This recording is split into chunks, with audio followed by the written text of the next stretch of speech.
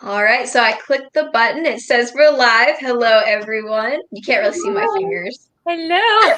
It's getting lost in the Just sun. disappear into the thing.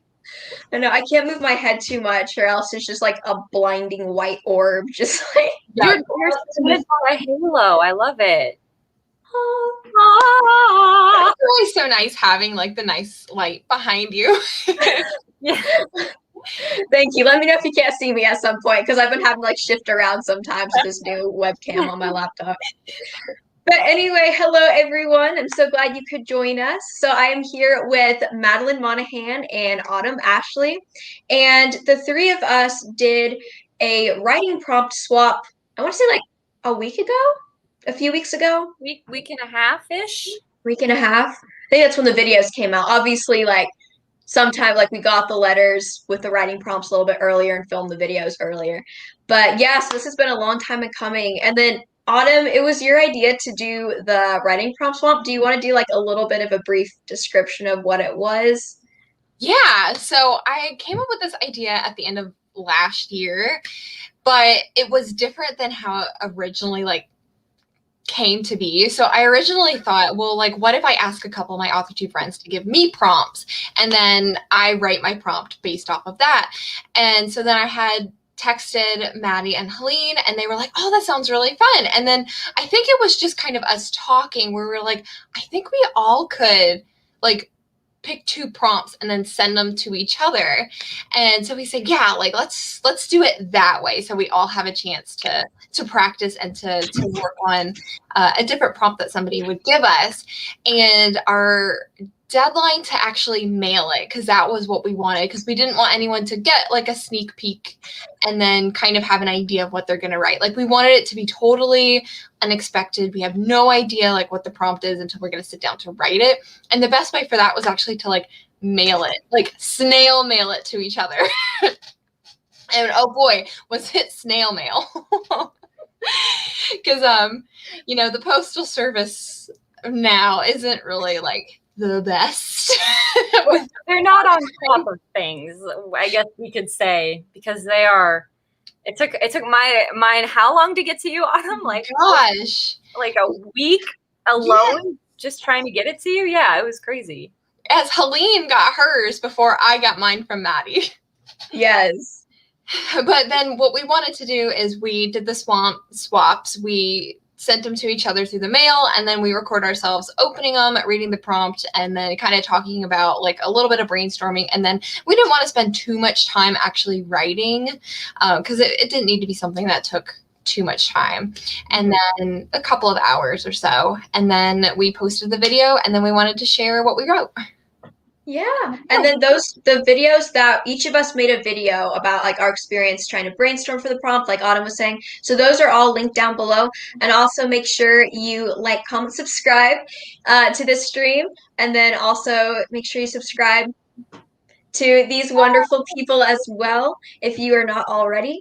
And do you guys want to do like a brief little intro too about yourselves?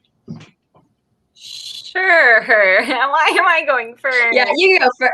You go. I thought we were going in alphabetical order. You're at the top though, so for the intros, you got to go first. Okay. Well, hello everybody. For those of you who do not know me, I am Madeline Monaghan. I go by Maddie. I am a writer, actor, and cat mama, and I try to post 2 videos a week for books, movies, writing, really anything and everything that is on my mind gets on YouTube. So definitely go check me out over on my channel. And I also have an Instagram where I post pictures of my cats, who you can't see. There we go. And quotes from my Hades Persephone novel. So check me out there as well. Yes. And then Autumn, would you like to go? And while you're talking, I'm still going to be listening. I just have to let my dog out the door before she breaks it down. I'll be right back. It's not What you gotta do. Yeah, that's like the little banging noise you hear in the background. That's my dog like trying to break the door down. So I'll be back. Okay. Oh my goodness. So hey everybody, I'm Autumn Ashleigh. I am an author tuber here in the community. I post writing content, blogs, as well as hosting live streams, which while I'm on the topic, we do have a live stream, the three of us, as well as Bree, tomorrow morning at 8 a.m. Eastern Standard Time, and that will be over on my channel. But currently, I am working on a YA fantasy called Project Brina, and I love the story, but right now it's not loving me. So we have a very toxic relationship at the moment, but we're trying to work things out for the best. I feel that with Project Goldwings Autumn, like so much. Like what I had said earlier, first they were in this room, now they're in this room, and now they're in a room that's with dead people, and I have no idea what just happened. But yeah, so that is us, you guys. Oh, I guess I should do one. You guys probably know me. All of us. Who out of I'm Helene Foy, and I'm also an author tuber. I post writing related content videos twice a week on my channel. I also host writing live streams, writing sprints, all that fun stuff. And I do have an Instagram where I post writing related content. I post writing prompts, writing aesthetics, writing updates, all that fun stuff. And I'm currently writing, most of my projects are young adult fantasy, but I do have a young adult, or maybe new adult, I'm not sure yet, dark academia college romance coming up too that I'm like briefly outlining for. So that's really fun. But yeah. So, I guess before we get started, I'm going to say hello to everyone real fast. Hello. I'm so glad you guys could join us. Hey, Sarah. Sarah says hello. And Kitty, yes. The cats are always here. Yes. All right. So are we ready to get started? Yeah. So before the stream, we decided that we're going to go alphabetical order. So that means Autumn's up first, and she's going to read a story, and then I'll read one, then Maddie will read one. Then the person off camera next to me will read. No. Yeah. We're just gonna go in a circle because each of us wrote 2 stories because we got 2 prompts, one from each person. So each of us has 2 stories to read. Who's on first? What's on second? I actually don't remember who's on third. What's on? Oh my goodness. And also a disclaimer, I feel like I should add this, that they're all first drafts. They have not been edited. They were done in an hour, maybe 2. I know Helene said that one of hers kind of took her a little bit longer, but she didn't go back and edit it. Yeah. And it's not, and please don't critique it. It's just for fun, and we just wanted to share it. And this is also the first time we're hearing each other's prompts too. So we haven't even exchanged anything, and we've been like waiting for so long to like tell each other our stories. Yes. I hope I read this correctly. So I just got like nervous. Like I was nervous until now. I'm so nervous. Okay, it's gonna be all right. We're gonna be fine. We're all in this together. If I have to pause and take a moment, just give me a second, because I'm an introvert and talking for this long is gonna be interesting. But I'm gonna read it on my phone. I had it on my desktop, but I feel like I'll be able to like look at you guys better if I like read it, get like more people. So, okay, here we go. You got this, girl. Drink some of that liquid courage. Right? It's not vodka, okay? It's just water. It's not courage juice. Okay, so juice. It'll quench you. Okay. Okay. So the first one I'm going to read is the prompt from Helene. And so the writing prompt is, why are your hands purple? That is a very good question. I take in a deep breath. I roll to the side and my face hits the cold concrete. Several coughs escape my lungs before blood trickles out of my mouth. A moan escapes my mouth as my head throbs. Pushing myself up, dizziness instantly plaguing my body. My ears are ringing from the loud noises around me. Sounds of rushing vehicles, sirens, people screaming, and the crackling thunder fill my senses. The smell of urine and alcohol pour into my nostrils. I look around. 2 men sit propped up next to a dumpster. The wall behind them vandalized. One has a cigarette in his hand and the other chugging a bottle wrapped in a paper bag. The alley I am in has a chain-linked fence on one end, and on the other end, it opens into a busy street. It would be completely dark if it weren't for the city lights and the headlights passing from the cars and the apartment lights on above me. Where the hell am I? I stand up and waddle my way to the only exit I have. Several people walk past me. Some look at me up and down, and others simply ignore me. I look to my left and to my right. To my left, several businesses with closed signs, and to my right, a bar is open. I rush into the bar and ask for their strongest liquor. The bartender wasted no time getting me my order, and I gulped it down instantly. People talking, laughing, dancing, and listening to the band playing are paying no attention to me. I order 2 more drinks, and I'm about to ask for my 4th when I hear a scream. A loud, horrific scream. I quickly turn to see where the noise came from. It must have come from outside, and no one else in the bar seemed to take notice. They continue on with their normal routine, but I bust through the doors, ignoring the bartender shouting to me to pay my bill. The scream continues, and I am able to locate where the sound is coming from. To my right, around the corner. I break out into a sprint. When I round the corner, I see a young girl, probably about 10 years old, with 2 men trying to throw her into the back of their car.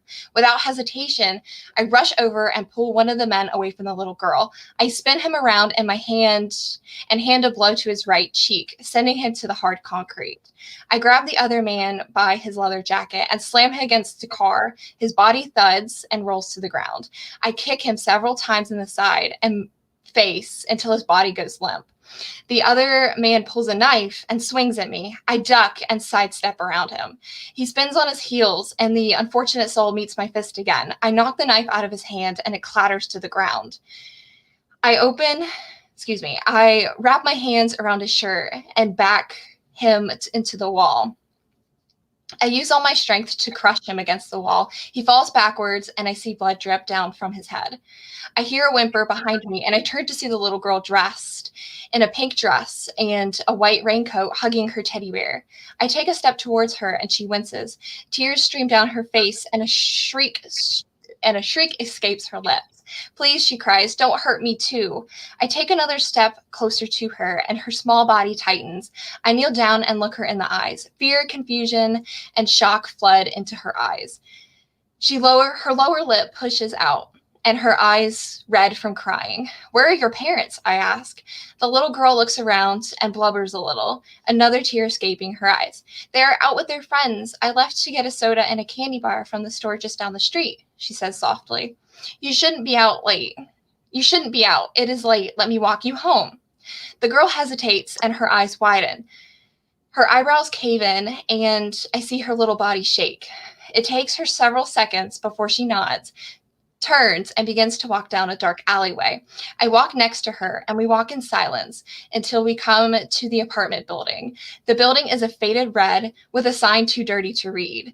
There are 2 doors to this apartment, a chained door and then a solid black door behind it. The little girl grabs the chains and pushes the door sideways, and then turns the knob to the black door. A thick, skunky smell fills my nose, and my eyes begin to burn. I cannot help the cough that escapes from my lungs. The little girl looks back at me and smiles meekly. "You get used to the smell," she says and chuckles. We enter the building and climb up 4 flights of stairs as she explains why the elevator is broken. The maintenance man was trying to fix it, but then ended up falling through the space. They haven't hired anyone else to fix it, she says, as if it were nothing. We are standing outside the apartment when she smiles up at me. "Thank you for saving me. Would you like to come in? I have leftover pizza." My stomach feels tangled, but not wanting to hurt the little girl's feelings, I agree. She opens the door, which was unlocked, and we step into a place just as bleak as the rest of the building. Dirty clothes scattered across the floor, and furniture, dishes piled with rotting food sitting on the table. counters, and in the sink. Music is blaring from one of the bedrooms. She goes over to the refrigerator and pulls out a pizza box. I follow her to the kitchen and she flips it open. "We don't have any clean plates," she says as she munches down on a slice of pizza. After eating a couple of slices of pizza and while watching some kid shows on the television, the screen so small I am squinting to even see the picture, she brings out some of her Barbie dolls. We play Barbies for a while before she yawns. "What time do your parents normally come home?" I ask her. "In the morning." I look around the house. There's something about this place that seems very familiar. I look back to the little girl, and she smiles at me. That smile. I have seen that smile before, but I cannot think. My head is still throbbing, and my mind feels absent. "What is your name?" she asks me. What is my name? That is a great question. Why can't I remember my name? "Why do you have a cut on your head?" She points to my forehead. I reach up, and sure enough, there's a cut on the right side of my head. It is tender to the touch. The blood pounds in the spot as my fingers press down into the soft space. A strange feeling comes over me. A strange feeling like rage. Am I angry? Why am I angry? I do not remember this cut on my forehead. And why do I not remember my name? "My name is Alice," she beams. She sits up a little straighter and puts her hands on her hips. "And I like the color purple." Purple? What does that have to do with anything? Well, kids will be kids, but this is a strange kid at that. And one that was about to be kidnapped in the streets earlier. One that invited a stranger into her house, and one that is playing Barbies and eating pizza with. And what is up with the music? "Is there anyone else home?" I ask. "Just my brother, but he's in his room." I think I should be going now. I stand up and hand her the Barbie doll. I make my way to the front door. "You can't leave," she says. "Who will play Barbies with me?" "Your brother will," I reply. "You can't leave," she says again. "There is nowhere for you to leave to." I turn around and squint my eyes. "What did you say?" This is weird, and this is getting weirder. This is actually getting super weird. I need to leave. I need to get out of here before somebody thinks I'm a creep. She smiles at me and is much perkier this time. "You can't leave, not until you see my room." The pit of my stomach the pit of my stomach kringle. Yes, we're going to move on. Suddenly, the air feels thick. I feel like I am suffocating, like somebody is trying to choke me, but I cannot fight them. Before I can even protest, Alice takes my hand and leads me into her room. I begin to feel very uncomfortable. I am puzzled and lost for words. Her room is messy like the rest of the house. Her bed has dirty sheets and clothes covering it. Toys are filling the empty spaces on the floor. She has a few pictures on the purple walls and a rug that covers pretty much the entire floor. Alice laughs. "Do you remember what happened in here?" I snap my head and look at her. "What?" A smile doesn't lift from her face as she walks past me and stands in the center of the room. She laughs again. That laugh, that shriek from earlier, the helplessness in her face when I saved her from those two men, the emptiness in her eyes that are now filled with life and sparkle. She stands here with her arms extended beside her. "Think hard," she giggles. I have to lift my eyes from the child. With the loud music filling my ears and this small girl smirking right in front of me, I pull my gaze from hers and cover my ears. I need to think. I cannot think with my head spinning. I look at the lamp beside Alice's head, the lamp that is also purple and has a dirty shade covering the bulb. At first, I didn't see it, but now I do. The shade has a dried brown stain on it, a stain that looks like it has been there for a few days. There is no bulb, but the lamp isn't plugged in. When I look back at Alice, my heart skips a beat. She's no longer standing in front of me with that big grin on her face. Her lifeless body is on the ground before me, her small body bloodied and beaten, and it is there in the center of the room. I gasp at the sight of her, and I run my fingers through my hair as I try to think what to do next. I pace the floor as I panic. What the hell is happening? What am I doing here? Where am I? Who am I? I turn to the wall, and I see blood splattered everywhere. No, no, no, I shout. I put my hands to my face. Cool moisture hits my face, and I remove my hands. I begin to shake. I shake so much, I begin to believe that the earth is moving beneath me. My breath becomes shorter, quicker. I fall to my knees. with my gaze refusing to lift from my hands. They're purple. They're stained purple, a purple color that matches the walls of Alice's room. When I am able to pull my gaze from my hands, I try to focus my attention back on the lamp. The lamp is now on the ground next to me. That dried stain is now red, bright red as it seeps into the fabric. I feel something slide down my face. I press my finger to my forehead. I pull my finger back and bright red drips from my fingertips. The purple color mixes with the blood and I feel woozy. I step back, I look back to the wall, and the bloodstains have disappeared. A fresh coat of paint covers the walls, and in front of me, I can see a can of purple paint and a brush still stuck inside the can. What is going on? I cry. I stand up and take a few steps backwards. I look down at the lifeless body of Alice. I kneel down and begin crying. Please make it stop, I plead. I do not know what is going on. I need someone to help me. Someone please help me, please. Suddenly, the music in the background stops. I turn my head towards the other room. Hello, is someone there? I say. I push myself up to my feet and walk towards the hallway. Suddenly, I hear movement behind me. I turn quickly and see two men wearing suits. They have cheeky grins on their faces. I know these two men. They were the two men in the parking lot from earlier, the two that were trying to kidnap Alice. I grit my teeth. You did this. I rush towards them. You killed Alice. One man shakes his head. Oh, we didn't kill anyone. But you, on the other hand, you, John Walker, have a history of violence. I tilt my head and part my lips. My eyebrows furrow as I do not understand. John Walker? Am I John Walker? Another man pulls out a remote from his suit pocket. He clicks the button and a small television in the corner of the room turns on and begins to play a clip. The news reporter says, John Walker murdered a young girl last week. We expect him to be the murderer of at least 4 other young girls. He was captured last night in his home after it seems he murdered his younger sister, Alice Walker, a 9-year-old girl who attended the local public school with a bright and happy future ahead of her. Walker was found by the police with purple paint still fresh on his hands, as it looked like he was trying to repaint the walls of his sister's room after he killed her. A neighbor originally had called the sheriff's office for a noise complaint of loud music. For only the deputies to discover this horrific scene. Walker is in custody now. I look away from the screen and towards the two men.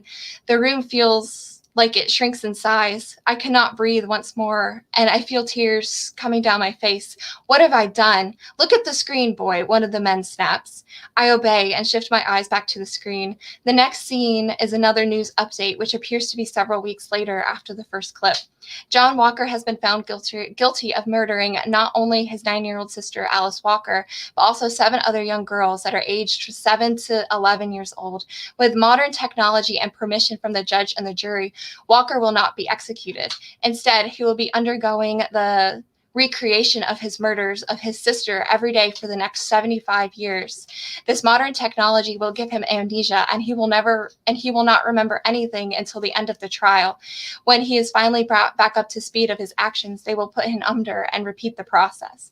My mouth drops. I am crying hysterically now. Please, I plead once more. Please make it stop. I am so sorry. I look down at Alice. I bite my lip, and I throw my hands to my sides. I am sorry, please. I do not want to do this anymore. I am sorry. Please make it stop. I cry. The two men laugh, and one takes a step closer to me.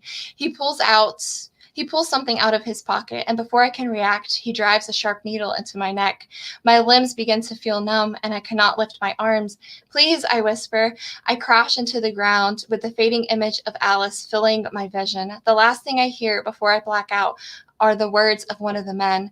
He laughs and says, "We will not stop until your 75-year sentence is over. 65 more years to go, kid."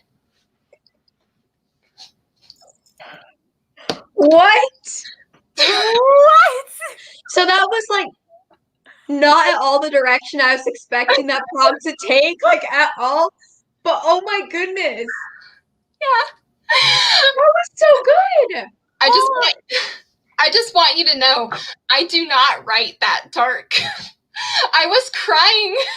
I felt like I was crying when I was writing this. I was like, this is getting very dark very fast. Okay, it reminds me of like you guys remember like the Twilight Zone? Alfred Hitchcock, like those when it's like a really like trippy situation, you're like, what is this? And then it like all gets figured out at the end. You're like, whoa, like, and it has something to do with like mind control or whatever. It reminded me of that. Dang. And I think Zara said it best. What a twist! What a twist! It's all that. What? Like like as soon as you started like talking about the state of the apartment that they had walked into, I was like, oh no. But my first thought was he needs to get out and leave. Yeah. And so it's just like, oh my god, like it is like a Twilight Zone episode or like a Hitchcock Presents episode.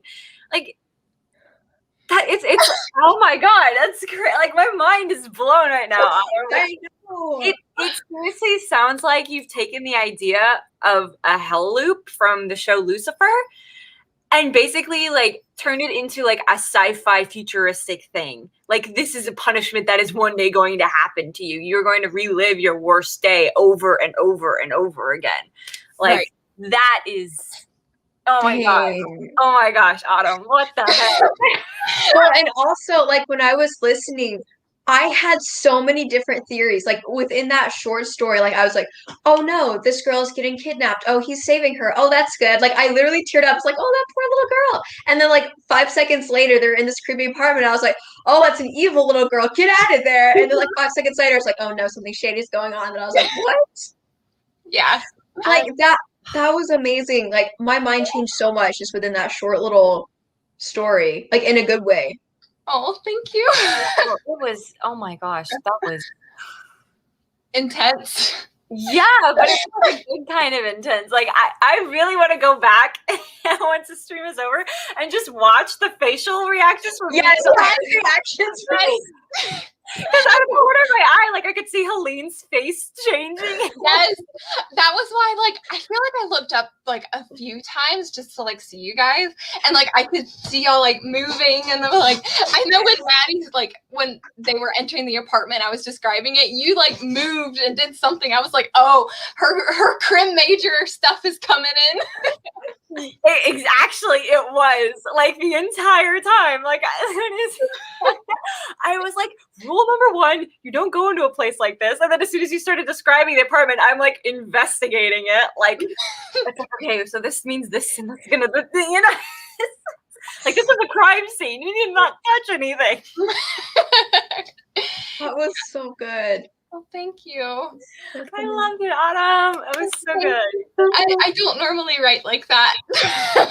You need to write like that more often. Yeah. You need to write like that more often. That really well.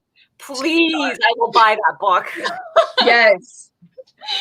Oh, y'all are too sweet. Thank you. I don't know if I can follow that up, honestly. Like, I was gonna do my shorter one, but it's not as deep as that. I'll tell you that right now. Wait, my second one, I promise, it is nowhere. It's rough, so it's totally fine. Okay, so I think I'll do my shorter one because I have the first one I wrote, which was Autumn's prompt. That one is about 6,000 words, and I did time it just to see how long it would take me to read out loud. So it takes me about 30 minutes to read it out loud. So I was thinking we could do that at the end and then decide depending on how long it's taken us, like if you just want me to read excerpts or if you want me to read like the whole thing. I'm sorry, did y'all see Yaz's pun? Yes.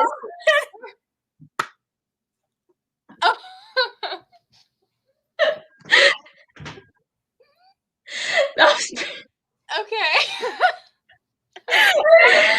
Oh, that's so good. I'm sorry. I just looked over and I read that and I was like, this needs to be highlighted. The future best-selling author, yes.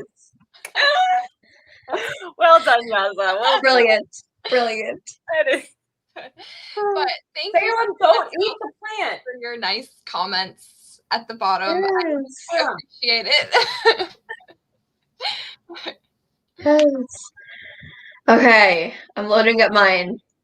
So this one, like I had mentioned before, the other one was real long, so I tried to make this almost like a flash fiction length to kind of push myself.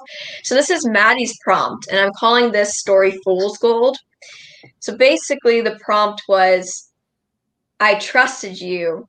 Well, then, you can't exactly blame me, can you? It was your mistake. Something like that. There might have been like a he said or something in there somewhere. But that was the prompt. So then I decided to do like a little scene off of that. So here it is. My cat is eating the aloe plant. Hold on a second. Okay, I scared her off. We good? Yeah, we're good. We always have to get like cat safe plants. Like we can't have any plants that are cat safe because our cats will eat them. Like no matter where we put them, they'll just eat them. They didn't used to care about the aloe plant. Now they do. No, this week they do. Yeah, you know. Okay, so this is called Fool's Gold. I trusted you, I cried, scrambling up the hill after Harper. Rocks slid beneath my hiking boots, dislodging clods of dirt onto our party below. Harper's party. The archaeologist turned around, hefting the spade in her hand. Well then, she drawled, you can't exactly blame me, can you? It was your mistake. Wait, I begged, please. You can't do this to me. After everything we've been through, the jungles, parasites, hidden ciphers, high school, you can't tell me you won't regret this in the future. But Harper only scoffed, plunging the tip of her shovel into the pebbly earth. Look, take your treasure, I don't care, but you cannot leave me stranded here in the desert. I ducked as a clump of dirt sailed past my face. I won't tell anyone, I continued, voice taking on a desperate edge. I'll disappear if I need to, leave the States, travel to Europe or something, change my name, whatever. But if you have to abandon me, my words hitched, strained from yelling or sadness, I don't know, then at least have the decency to leave me somewhere where I speak the same language. You took Spanish in ninth grade, Harper grunted, throwing another shovelful of dirt behind her. Something glinted through the sand in the hole. Maybe you should have paid more attention, instead of hanging out with Sandra every other day. She was new, I protested, the same argument to the same fight. I was trying to be nice to her. It wasn't like I abandoned you. Tossing her shovel aside, Harper squatted beside the hole, brushing the top of the chest clean with her fingers. That can't be what all this is about. No, she snapped, looking at me for the first time since our trek up this hill. This was about winning. With that, she hauled the box out of the hole, coming to her feet to support the treasure chest on her hip. She noticed me eyeing her discarded shovel. Don't even think about it, she said. The others are watching from below. All I have to do is raise my hand, and Sid will put a bullet through your head. I balled my hands into fists at my sides, watching as she turned away and began her descent down the hill. The treasure chest was a small thing to warrant such an extensive expedition, but the coins and jewels contained within were centuries old and would hold far more value than the gold of today. Of course, the chest in Harper's hands held only rocks. I hoped I could make good on my escape before she found out. So that was that. Oh Yes. my goodness. That's a classic Indiana Jones switcheroo. Yes. I love it. Vibes. I love that. Yes. Oh my gosh. Thank you. Yes. I love the descriptions. Like it was like just enough for like the story, like to know what was going on. And it wasn't like too much where it's like, I'm getting lost. No, that was great. Thank you. That one was interesting because it was very dialogue heavy. So it was fun to write because I haven't written a lot of ones that are just like characters having a conversation. Most of my books are like traveling and stuff. So it's always like descriptions. This is fun to do. That's awesome. I did really like that. It was a lot. It reminded me a lot of like Indiana Jones. Yes. Like, the whole like switching out the treasure and everything and I could totally see like that could be like a whole novel. Like you could expand on so many points that you just like basically touched on because clearly they've got issues going on and like we only got like a little tidbit of that and we kind of got a little tidbit of like what they're doing, but it could definitely that could be like a whole little mini series. I really like that. It could like it could be. I mean, it could be its own. It could be its own book. Mm-hmm. You know, like I love it. I love it. Yeah, I'm with Yaza. Like when you ended it, I was like, wait, no, I need more though. I wanted to write more, but I was like, no, you're writing a flash fiction, okay? Yes. Write more. Right.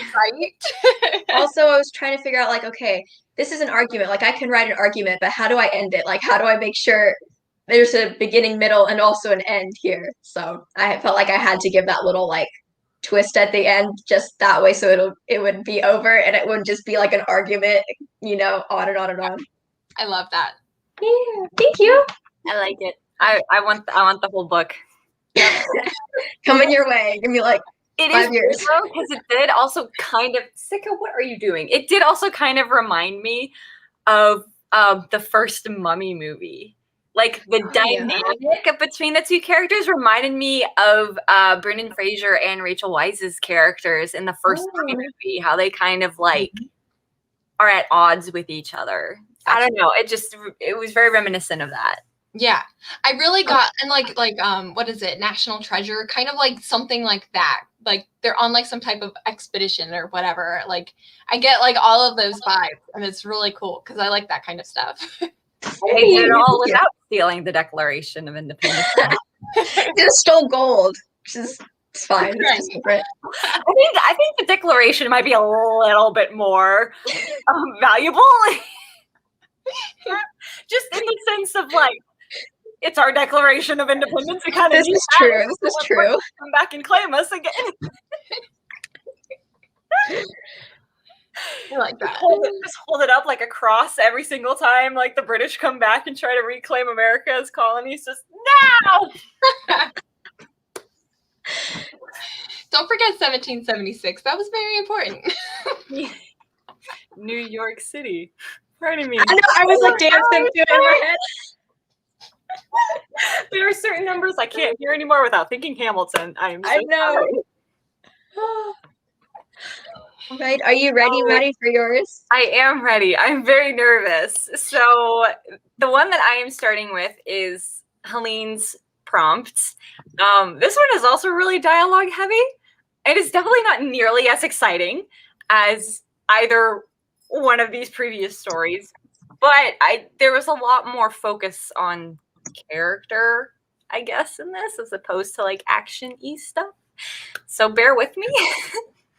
Before you start, hang on 1 second. I'm gonna go ahead and like turn my fan on because people are about to come home and it's gonna be like really loud. But hang on, give me 1 second. Run. Live streams like this are hard because like with word sprints, you can always be like, oh, if you have to like get up and get a drink or go to the bathroom, like, oh, I can do that during a sprint. This one, there's like no set time when you're like sprinting or whatever. So yeah. Dang it, Zara. Now I'm singing. 1789. How does an orphan immigrant war vet unite the colonies through more debt? Fight the other founding fathers till he has to forfeit. Have it all, lose it all. You ready for more yet? I can do that whole intro, and I freaking love it. I love it. Yeah. Oh my gosh. 1776, 1781, 1789. Yes. All right. Even like counting to 10, I'm like, yeah.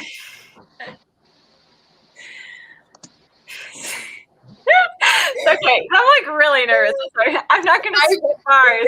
Sarah. I was so nervous too, but you're gonna do fine. You are gonna do great, Maddie. Yay! Okay, so the prompt that I got from Helene was, "I regret nothing because you don't remember what you're supposed to regret," and this is what I did with it. So here we go. Can you pay attention for one measly moment? Elise stormed after him, watching his cape billow with his hurried steps. Her eyes burned holes in the back of his head, as if that alone would be enough to stop him. I have paid attention, Charles bit back, not even sparing a glance over his shoulder, and it has gotten us nowhere. Guards and courtiers alike quickly stepped aside as the king and queen made their way to their private chambers. Charles had no hesitation slamming them open, and Elise had no hesitation slamming them closed. Charles! He whirled around. So I'm Charles now? You are when I'm angry. What were you thinking? Charles turned away from her, fuming. I regret nothing. Because you don't remember what you're supposed to regret, Elise cried. All this talk of war and power, and you've gotten swept up in it. You are not that person. Then what person am I, Elise? How would you describe me? Not someone who declares war unbidden. They started it, he muttered. It doesn't matter who started it, Charles. The fact is you're prolonging it. This is something that could be fixed in a matter of days, and you're turning it into something that's going to last years and waste countless lives. The Charles who I married, the Charles I fell in love with, would never do that. Charles pressed his lips together regarding her. He sighed. Maybe I'm not that man anymore. Sorrowful eyes met hers. Does this mean you've lost your husband? Elise's shoulders fell, her anger melting into sorrow. No, I think it means he got lost somewhere along the way and needs help getting back. She smiled softly. Luckily, he has a wife who is too stubborn to give up on him. With a hefty sigh, Charles crossed the room to her, pulling her into a firm embrace. If you had only heard the things they said about you. It doesn't matter what they say about me, she said, pressing her cheek against his chest. I'm not worth going to war for. She heard Charles open his mouth as if to protest. And if you say that I am, I will slap you so hard you'll have a red mark the rest of your life. Charles chuckled and Elise relaxed into him. Anything you say, my queen. Aww. I really like that. It's really short, and I don't normally do those kinds of like scenes, but I was like, I just feel like, you know, I don't know, let's do for once. I like that. Like, I feel like even though they're kind of having like a little, it feels like kind of like a debate, like a little disagreement or whatever, I still couldn't help but like smile because I enjoyed listening to the two characters talk to each other. And like even the little like banter and stuff like within that argument, I was like, yes, smiling. Aw, yay! I'm happy you went that route with it. I really like that. I do too. That was very sweet. Like, kind of as soon as he said cape, I was like, yes, fantasy. Or historical. I guess it could be historical, but it's with the fantasy world. The idea actually kind of came through Merlin because when I got the prompt, it sounded like something that people in a position of power like would be like an argument they would have, and then it made me thinking about how Arthur and his father talk to each other, and I was like, well, why don't we have that dynamic but try it with a husband and wife, you know? So that was where that came from. Yes. Oh, that's right, because I remember you said one of them was inspired by Merlin. Yeah. Yeah, I love Merlin. Oh, me too. That was literally like our family show. Like every night, our family after dinner, we'd all go into the living room. We're watching Merlin. And we like watch Merlin, and then we'd like stay up real late. The parents didn't mind because they liked it too.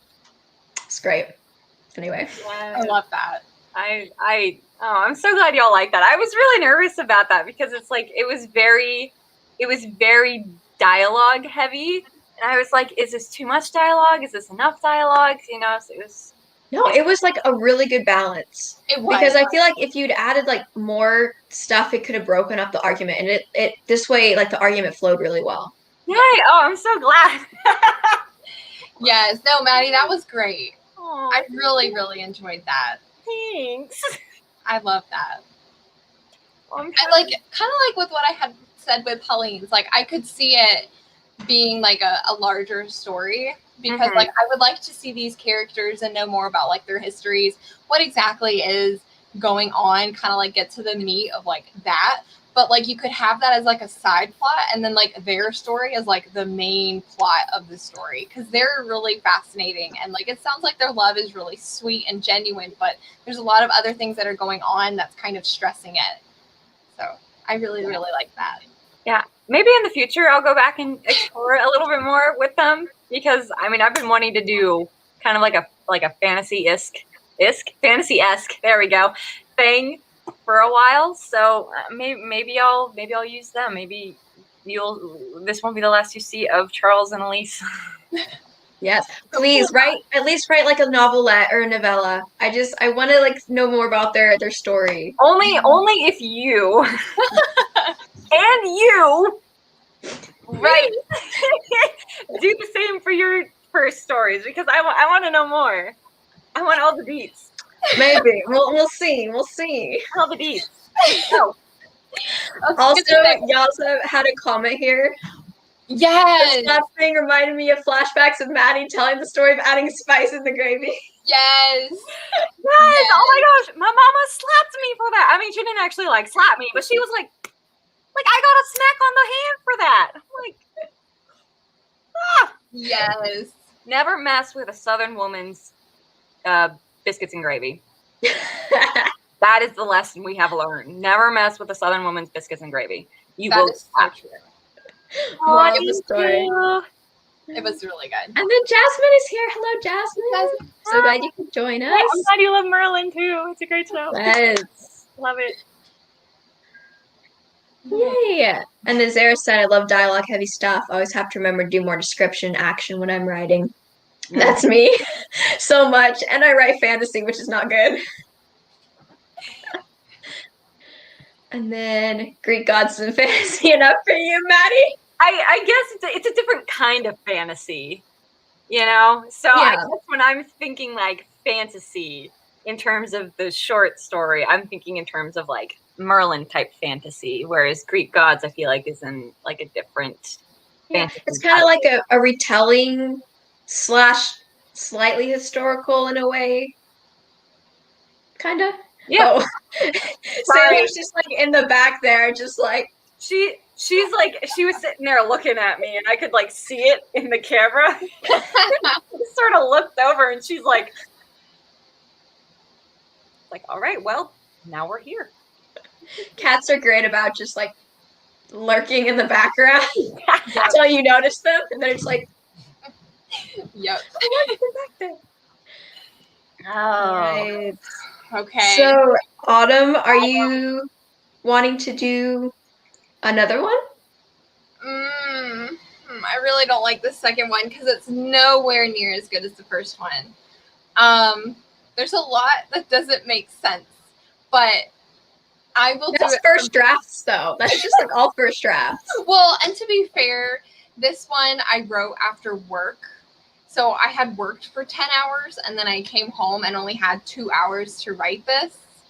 This one, like with Helene's, it was like I had it on a Sunday and I was like, oh, I kind of like can like work myself up to it, you know? So I wasn't like quite as exhausted as I was when I wrote Maddie's, but like that was the only day I had to write it because then I think I had to like edit the video for like that Friday.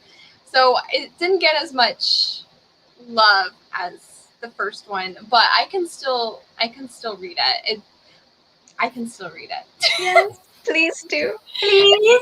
Yes, and you guys, again, for the new ones who have popped on since we started, like all of these stories are first draft. Like we literally wrote them in a span of like a few hours for this challenge, except for my last one because I just kind of ran with that one. That one was a product of several hours, but all the other ones were within like a few hours. So disclaimer there. Like mine certainly are not that polished or whatever because these are all first drafts. So yeah. I'm excited. I'm not as excited. I probably should have done this one first and then dropped the ball and been like, I can write. Okay, here we go. So this one is the prompt from Maddie. And the prompt is, he stared at the bodies on the ground, at the girl covered in blood. Her eyes narrowed as she stood. You're late. We gave Autumn some really violent ones, didn't we? I know. Mine wasn't violent. Mine was about purple hands. Autumn just made it violent.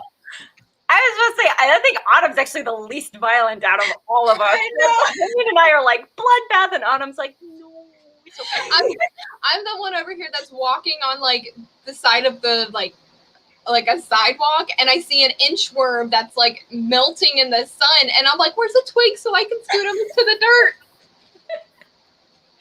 Maddie, I just like to see the world burn. She brings out the magnifying glass. Not gonna lie, some ants have definitely fallen victim to that in my lifetime.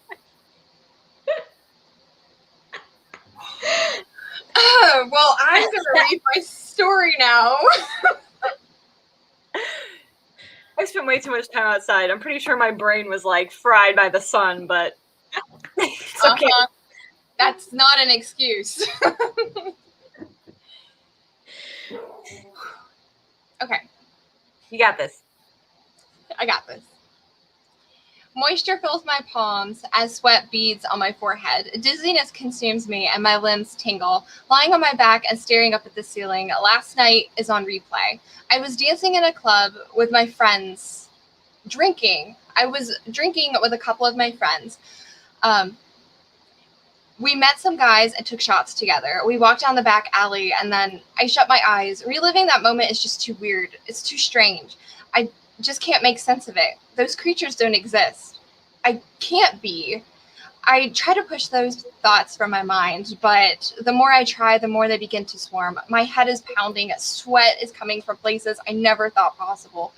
My chest begins to tighten, and my heart feels as if it is going to fly out my chest. The room is spinning around me. I just want it to stop. I want to go back to the night before. I want to rethink all of my drinking choices I want to rethink my choices of drinking with these strangers who a knock interrupts my thoughts, a knock that echoes through my entire being. My senses heighten.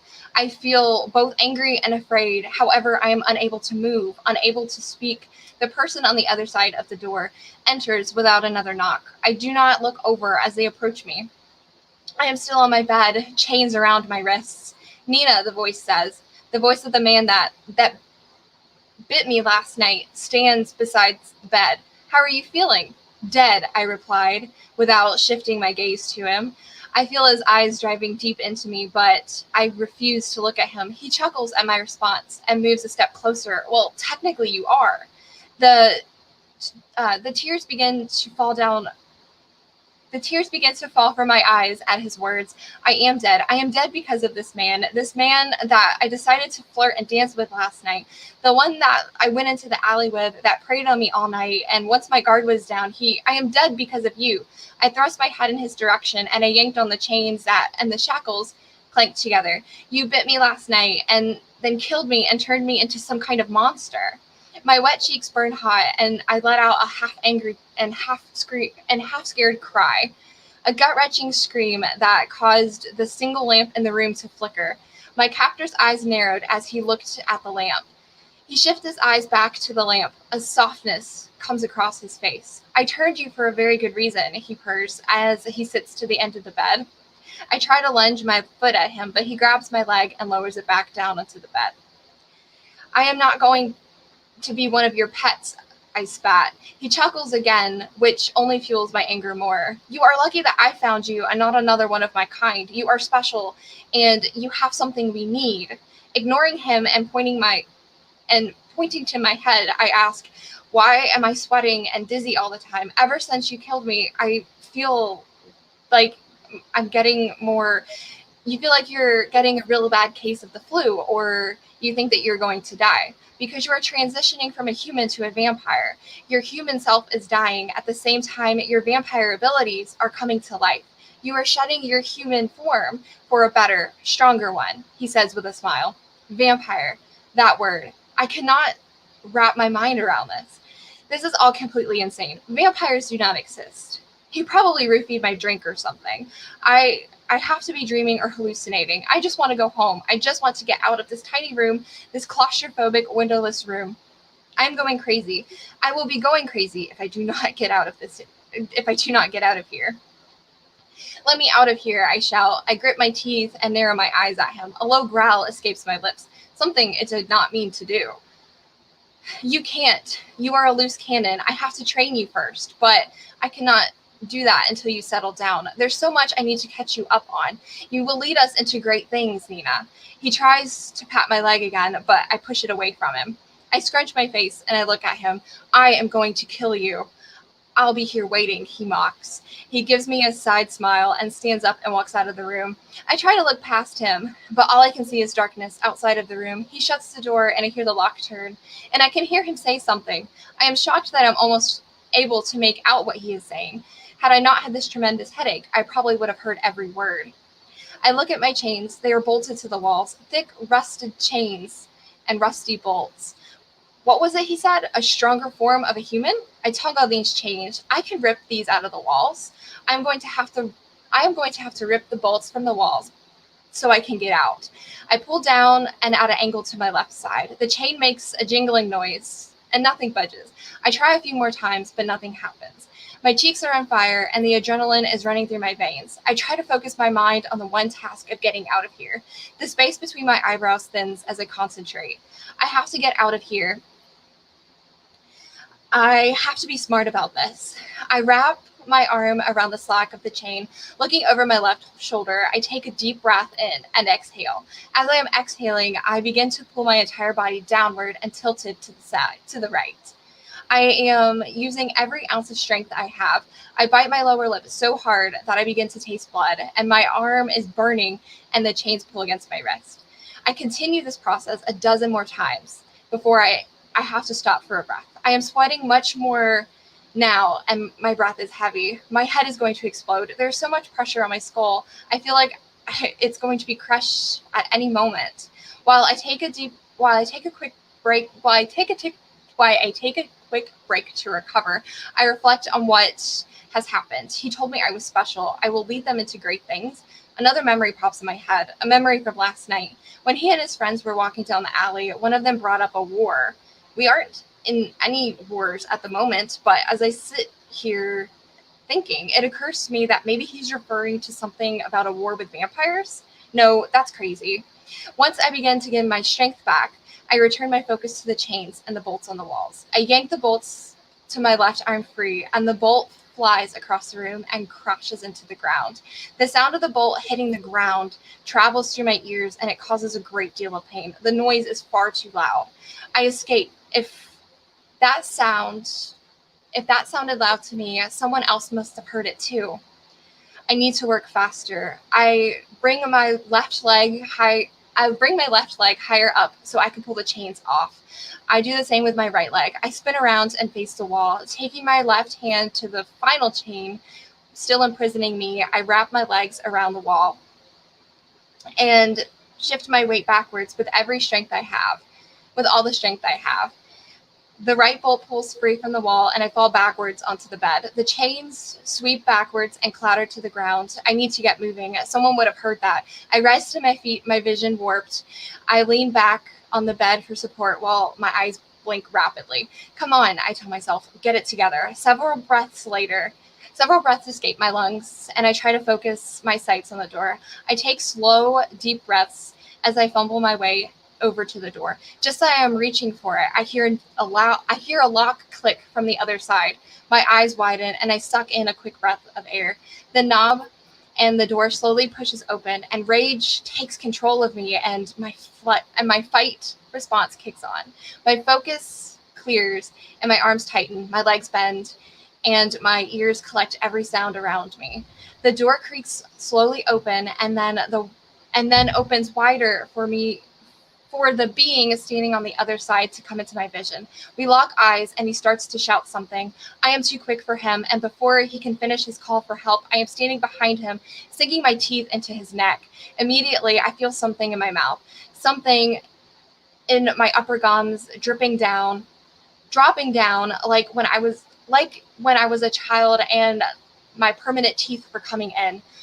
A sweet liquid drips onto my tongue. I instinctively swallow it, and the rush through my body is exhilarating. I bite down harder for the sweet taste to flow faster.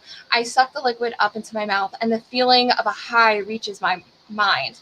Clarity. My mind doesn't feel starved. My body is energized, and I am ready to get the hell out of here. The sweet taste goes away, and I throw the lifeless brute to the side. The room behind me, I scan what lies ahead. The stairwell to another door at the top. I begin my climb up the stairs, and when I reach the top, I give the knob a twist. Locked. I take a couple of steps back, and then thrust my left leg into the wooden door. The wood crumbles from my strength, and I step through the doorway, and I look to my right and to my left. 2 more vampires are on my left, and I hear one in the background. Stop, one of them shouts. We are here to help you, the other explains. My eyes drop down and up as I look each of them over several times. This shouldn't be too hard. My jaw tightens and my lips curl. A smile grows across my face. I take several steps towards them and use my elbow to drive the scrawny man up against the wall. The other one moves in and places a hand on my shoulder. Using my free hand, I grab the wrist and give it a sharp twist. I hear bones crack and the woman shrieks. I kick her backwards against the wall, and she thuds to the ground. I turn back to the man I have blocked against the wall. I don't have time to drink his blood like I did the guy in the hallway. He is quicker than my thoughts. He grabs my arm and tosses me to the right. I crash against the floor and slide back to where I had broken the door. The woman, still holding her wrist, runs over. The man is standing several feet away, and she goes to my side. Nina, we are trying to protect you, she says. I am Celeste, and this is Kieran. We have been waiting for your return.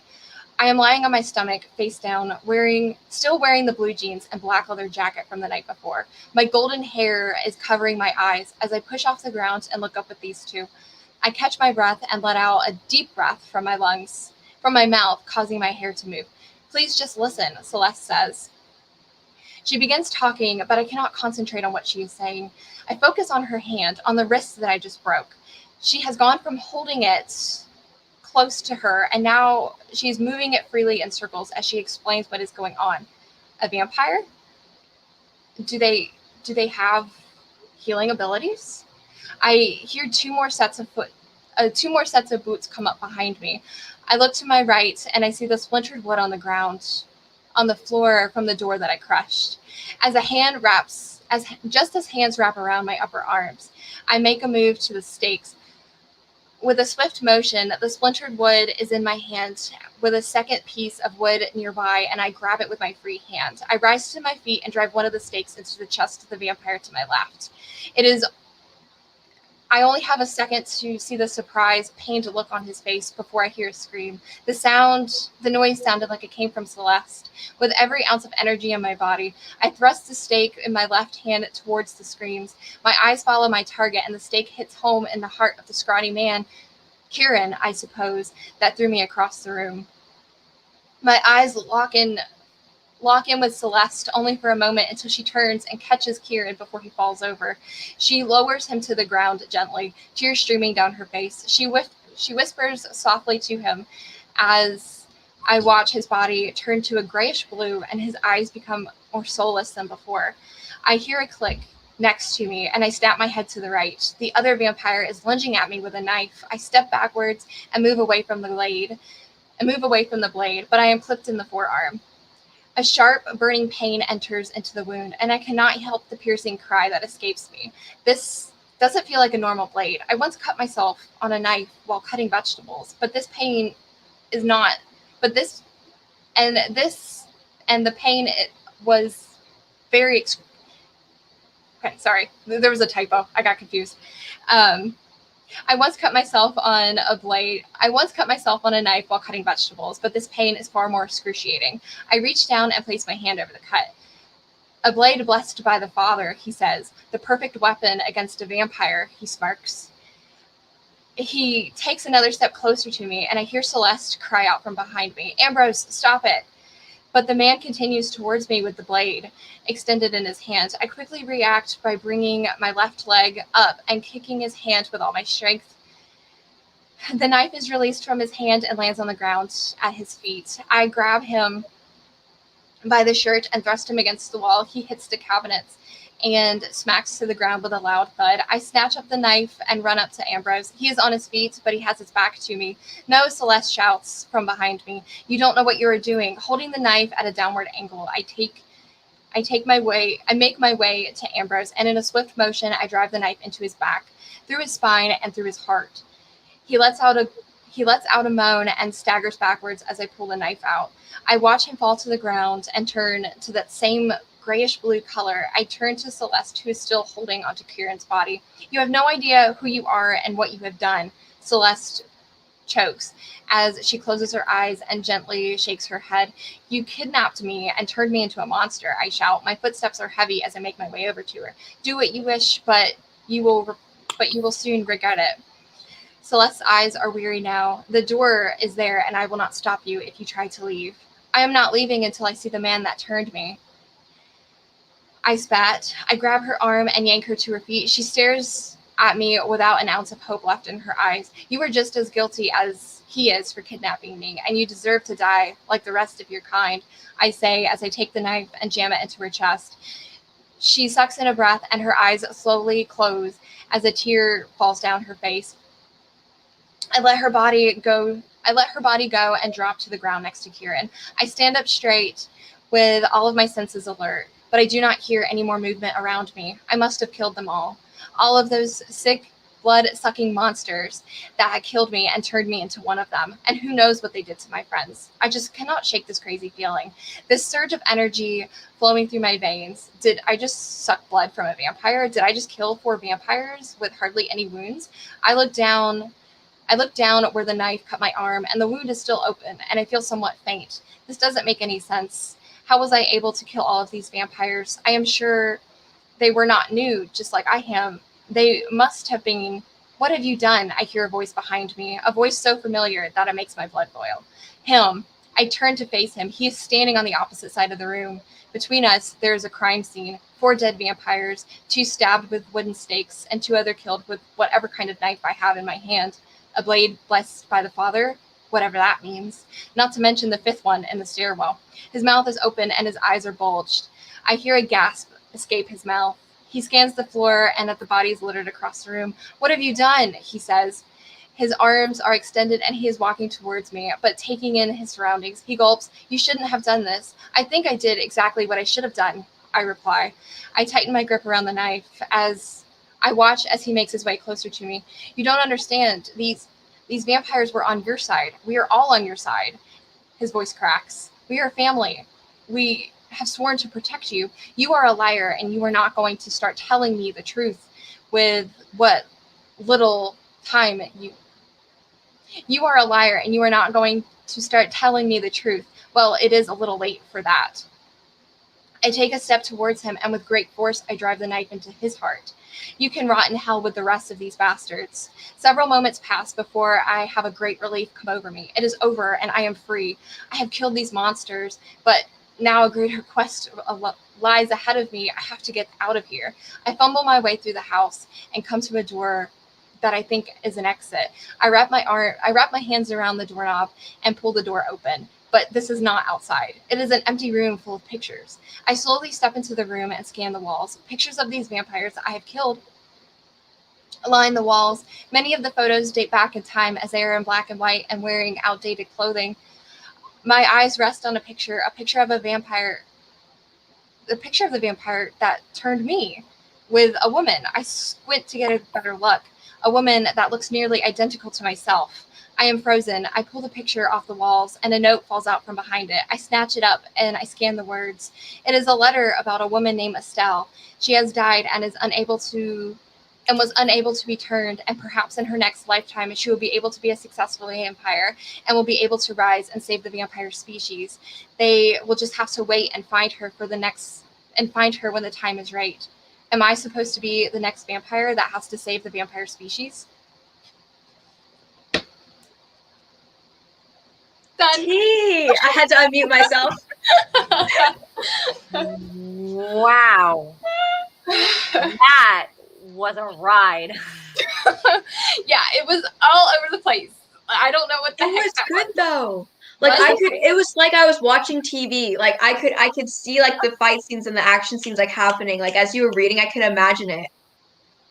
It was really good. Oh, thank you. I've never tried anything vampire-y because I don't really know a whole lot. So I did a 2-minute Google at one point, just so ways to kill a vampire.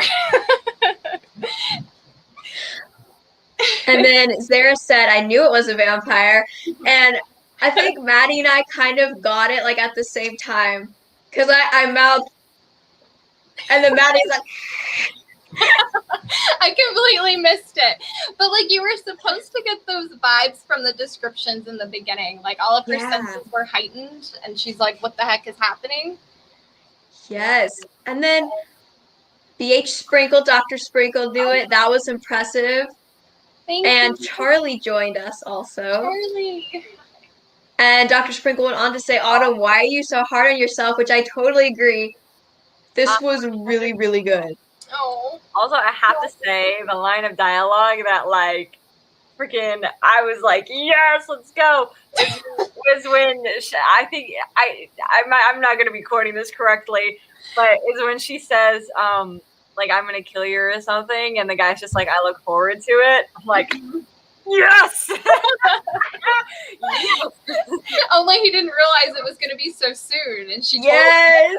told I also liked like that whole room with the pictures. Like as soon as you said that, I was like, oh, something's about to happen. We're gonna find out the connection. I liked like you think it's like a success that she like killed all the vampires, but then you find out that she was, oopsies. yeah, oopsies. And like I Like didn't that. get a chance to like write this because like I didn't want to spend like too much time on it, but I almost wanted it to be like her family from like her first life and when she was like reincarnated. So like she just like killed all of her kids. Oh dang! But I That's didn't have a chance to worse. write that in there. But I was like, maybe with the pictures and like that guy was like her husband, we could like make that connection. I like that though. Thanks. The writer in me is very happy. Like with the dark ending, I'm like, yes. Ouch. Oh gosh, so sweet. I felt that one right here in my soul. Like that. That hurt. Oh, y'all are so sweet. Zara said, "This is so good, Autumn. I don't know what you're talking about." You see, like if this is your story that didn't get a lot of love and needs a lot of work, like I wish I was this good of a writer. Because my stories that don't need a lot of work are not nearly this level. I promise you. Y'all are precious. Oh my gosh. Well, thank you. And then Zara wants this a novel. I think we just need to make all these short stories into just like novels or like little collections of novellas. Ooh, That would be fun. that would be fun. That would be I would be down for that. These descriptions, yes. That was the part when you were describing like when all the vampires were coming up and stuff and describing like the facial features and like the fight scene. Thank you. I did. Yeah. Yeah. Oh, good. Everybody. Oh, and the comments jumped. Y'all are very, very sweet. But I will say, Zara, that I wasn't going to use that originally. But, like, for the splintered wood, like, when she kicked the door, I didn't think of that until she was lying on the ground. And I was like, what can I use? And I was like, oh, she broke the door. Don't you love happy accidents? Yes. Well, I love that too because it's almost like that is like the mindset I feel like she would have. Like Yeah. she's like on the ground, like, what do I do? What do I do? Looks over, sees the thing. It's like, aha! Yes. Yes. Oh, thank you. I appreciate Vampire Diaries, Shadow Hunters. Yes. I Oh. love it. Okay, so here's my question for you guys. Do you want me to go last? Because I have like a really long story. That way, if we want like me to just stop reading it and then just summarize the end of it if it gets too long, or do you want me to just go for it now so that we stay in the order? I'm good either way. I personally want to hear the whole thing. Yes. I am down for story time. So Okay, it's a story time. Like this is not like, okay, little Timmy, go to bed. I'll read you a 5-minute story. This is like a Timmy, sit down. We're having a story time story. Yes, I Okay. want to say, Timmy, we're sitting down for story time story. Okay, so fair warning, you guys. This one, I timed it out of curiosity to see how long it was going to take. It took me about 30 minutes straight out loud. Perfect. Is that okay? That's still okay. yeah, no, it'll be fine. And I love Yaz's comment. Oh, okay. Yeah. Okay. Yes, and then Zara said I'm gonna have to leave at some point and make dinner though. I want to hear Maddie's second one. We can do you want to do like Maddie's first and then go to mine? And I can still do the whole thing, but I could just be at the end. That way people who have to leave can hear Maddie's. Is that okay, Maddie? It's completely up to you. It's whatever you think is better. I am flexible either way. Well, I'm good with having you do yours. That way we know that you're able to finish it, and then if people have to leave, they can leave like in the middle of my 30-minute epic fantasy tale. Yeah. They're not going to want to, though. They're going to be know. so I'll reel you in, you guys. Everyone's glued to the screen. Just like that. That was funny because Maddie, I looked away, and then I looked up, and your face was like, I was like, Yes. You're welcome. you wanna? Are you good to go, Maddie? Yeah, I can do mine. Yeah. Did we agreed on that? Okay. Yes. Okay. I mean, okay. So I am gonna do Autumn's prompts now.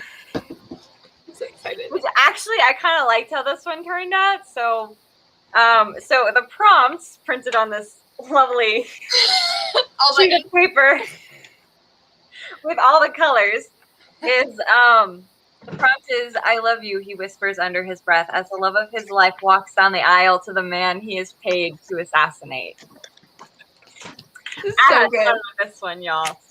So let me click on the right thing. I'm so excited. Oh, I'm so nervous. It's gonna be great. Okay. All right. It was supposed to be him. He was the one who was meant to be standing at the end of the aisle waiting for her. It was him who was supposed to be living this dream. He stood now only in the nightmare. Barely a year had passed and she vanished from his life. She was there every day, in his home, in his bed, in his heart, until she wasn't. She said nothing before she left. She just didn't show. He had asked about her, to their friends, his contacts, but all said that she had stopped speaking to them as well. Then he learned the truth. It was never her decision to disappear, but that of her father's. Of course, the old man had something to do with it. Ever since she had introduced him to her father, he had loathed him, and he had a suspicion that he knew why. Her father knew of the business that he'd been dragged into, the lifestyle he'd been forced to live, but it never affected their relationship. Every waking moment he had was dedicated to her, and he left her only when he was forced to. But she always knew he'd come back. Her father had taken her from him, and yet there was nothing he could do to fight back. No contracts had come even close to her neighborhood. The possibilities of running into her in the city were slim to none. How he longed to see her again, just to tell her what he wished he had said, what he should have told her years ago but was too afraid. It was this heavy weight that he carried with him as he drudged into the office, having been summoned by his handler with no doubt another family, another life he was meant to destroy. He said nothing as he approached the office, a dull sight, like any other bleak gray office. If only the floors knew what happened here, the destruction that took place. He accepted the manila envelope without a word, not even a nod to acknowledge he heard anything his handler said. They knew he was listening. They knew he would get it done. He opened it on his way to the elevator, ignoring the photo that flopped with the movement. He didn't need to see their face, just their written description would suffice. He didn't need to know their history, their family members. He didn't need them to be human, so he focused on their crimes, where they lacked in their humanity. This man had enough. Extortion, conspiracy, even accounts of domestic abuse. There would be no one to miss him. He looked down at the address and was delighted to see that he was not far away. This afternoon, he would be at a winery. Lots of outdoor space, lots of places to blend in. It would be perfect. No one would know he was there. He slammed the file shut as best as one could slam two pieces of paper and hurried into the elevator. In the quiet of the parking garage, he opened the trunk of his car. His eyes ran over the rifles, handguns, knives, tasers, looking for the most appropriate for the job.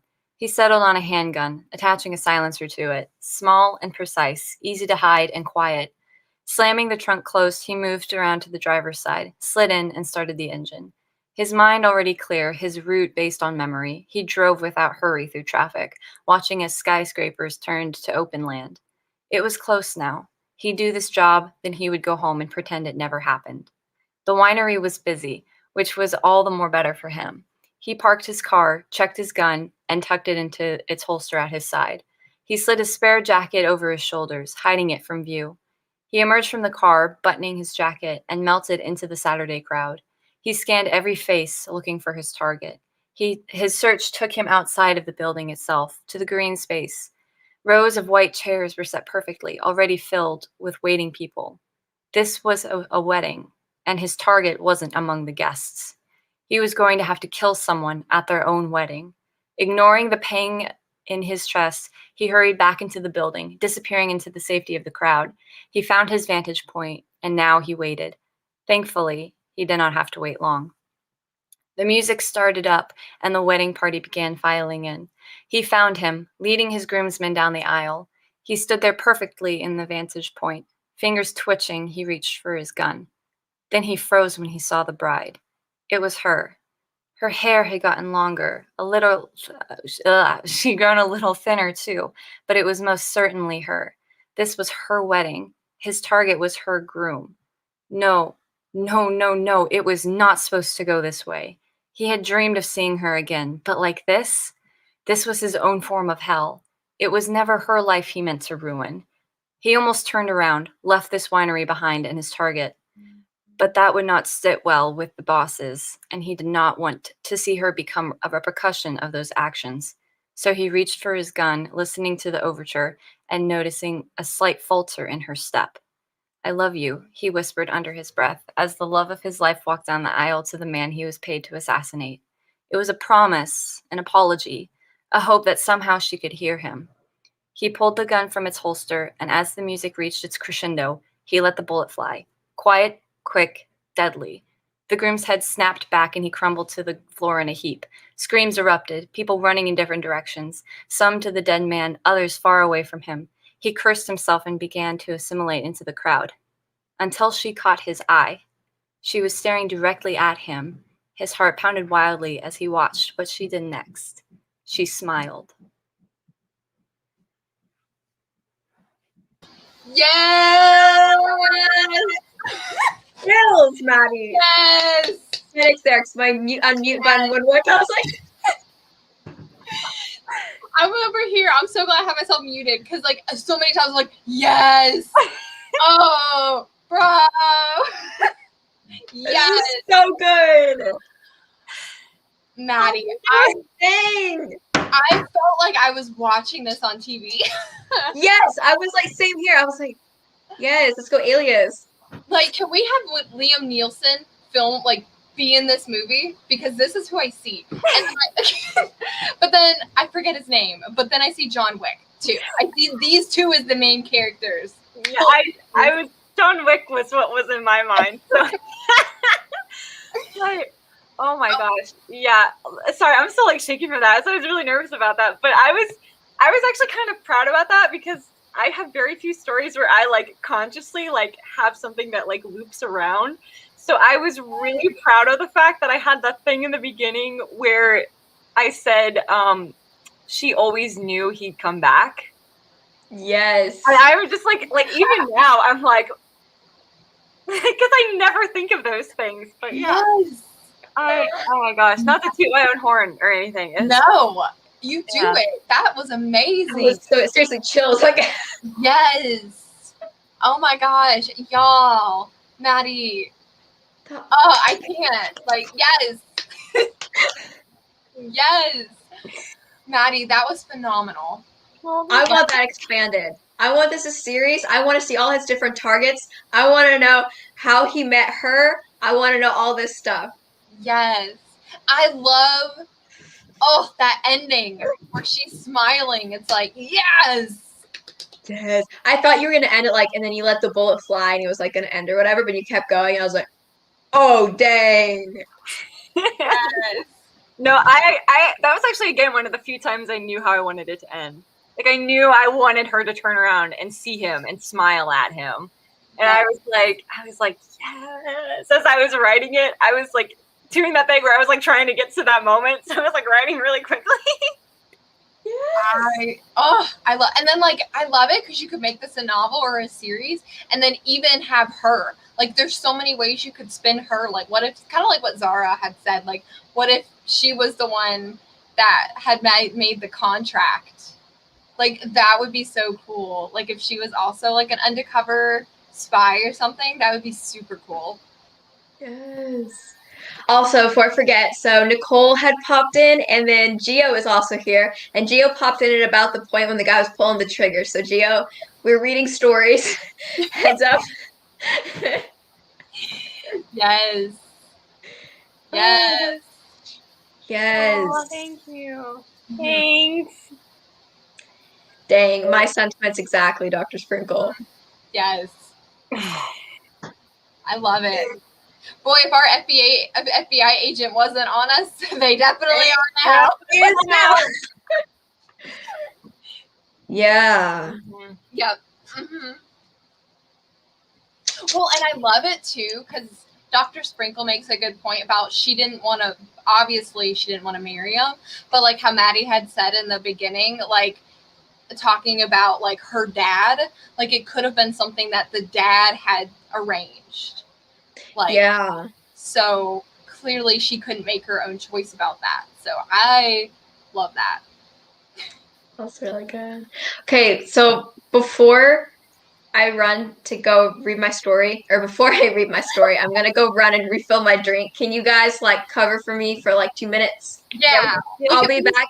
Recite something from Princess Bride or, whatever you have to do. I'll be back. Do it right this time. I love how she says I'm gonna run to read my story. Like she's gonna run in the other room for half an hour just to read it and come back and be like, okay, bye guys.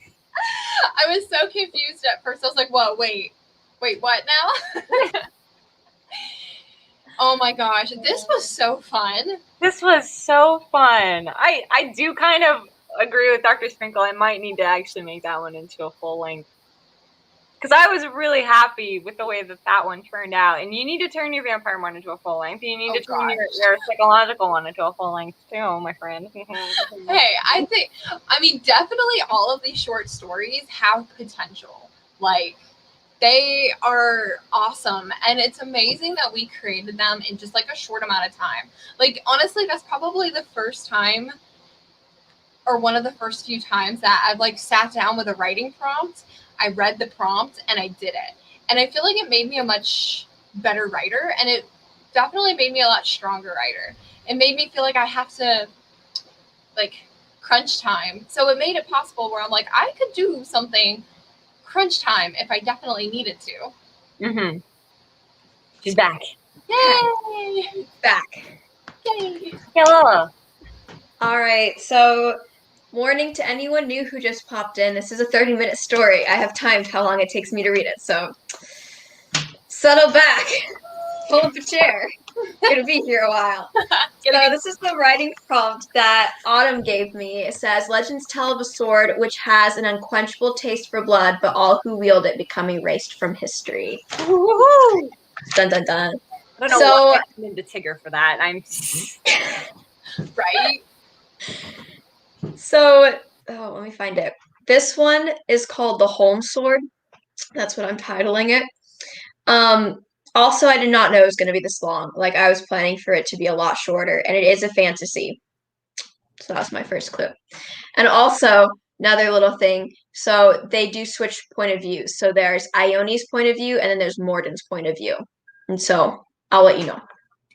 Okay. Chapter 1, Ione. Do you see, Ione, how they converge upon us? From the east, the west, warriors creeping along the mountains to the north. The net has been cast, my child, and it grows ever tighter. I study the map spread across the table, the painted pebbles marking soldiers' positions, blue for us, green for the Maccaday clan. My eyes cross the longer I stare, turning the tableau into a blur of colors and shapes before me. I had been defending our eastern border today, stationed on a high ridge overlooking the main trail. Maccaday soldiers had attacked around midday, and the fight was long and brutal. But my squadron won in the end, and that is all that matters. I turn my attention back to my mother, who grunts as she straightens her spine and makes as if to approach the fire pit. Mother, I chastise, grabbing her arm before she can kneel down to stoke the flames. I will see to it. You must rest. I cannot rest, not while the fate of my clan hangs in the balance. And you cannot fight in battle until your wound heals, I return. Come, sit on the bed and let me change your bandages. My mother smiles, a weary smile that deepens the lines around her mouth and eyes. Like me, her hair is blacker than coal, tied back into a thick braid. You are too good to me, Ione, she says. And so I untie the bandages from around her torso, cleansing the arrow wound with medicinal paste and rewrapping it with fresh strips of linen. Mother clasps a hand over my cheek as I finish, letting it linger there as I rise to my feet and gather up the discarded supplies. Do not forget to give the nightly report, she says, and I nod. Good night, Mother. Good night, Ione. May the gods bless your dreams. I retreat from the tent, letting the canvas door flap close behind me.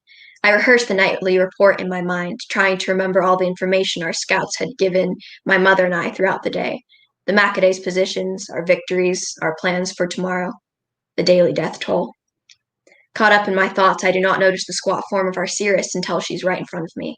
I jump, but quickly school my features as she looks up. Our Cirrus is a gnarled prune of a woman, diminutive of stature, wrinkled of skin, and enigmatic in nature. The traditional gray robes of a seer hang loose on her frame, faded and tattered from use. She peers up at me from beneath her hood, yellow eyes glinting like two stars in the darkness of the night. Ione Engelson, she rasps, and I nod in deference. I've been waiting for you. This statement does not surprise me, but I am unprepared for the next. This night weighs heavily on me. There is much to be set in motion, and fate is not a gentle master. I frown, adjusting the tunic beneath my leather breastplate. What do you mean? This hour marks a turning point, she explains. For me, for our clan, for you most of all.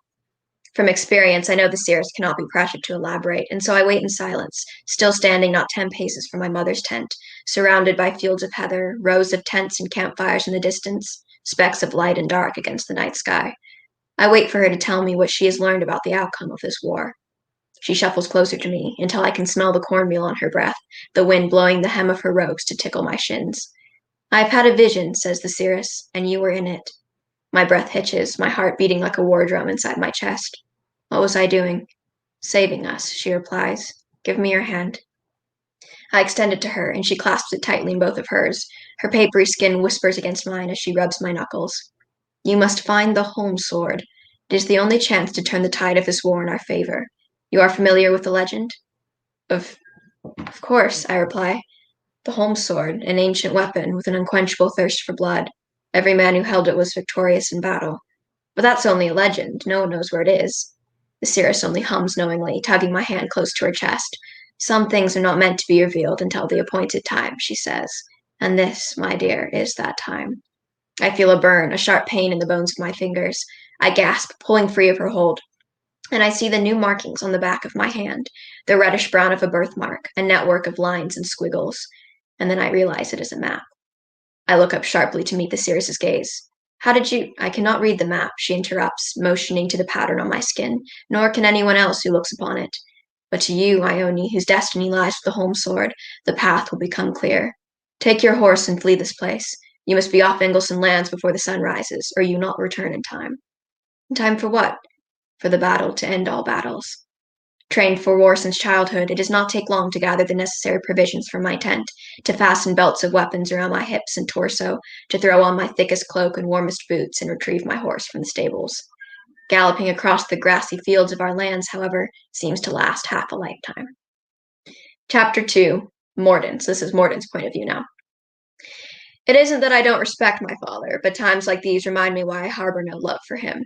It is a fool's errand he is sending me on, with the bare minimum of supply so I can travel more swiftly, guided by an ancient map supposedly handed down from my ancestors for generations. I tried to explain it to him, to make him understand how foolhardy it was to send me after some mythological sword when they needed me so desperately at home.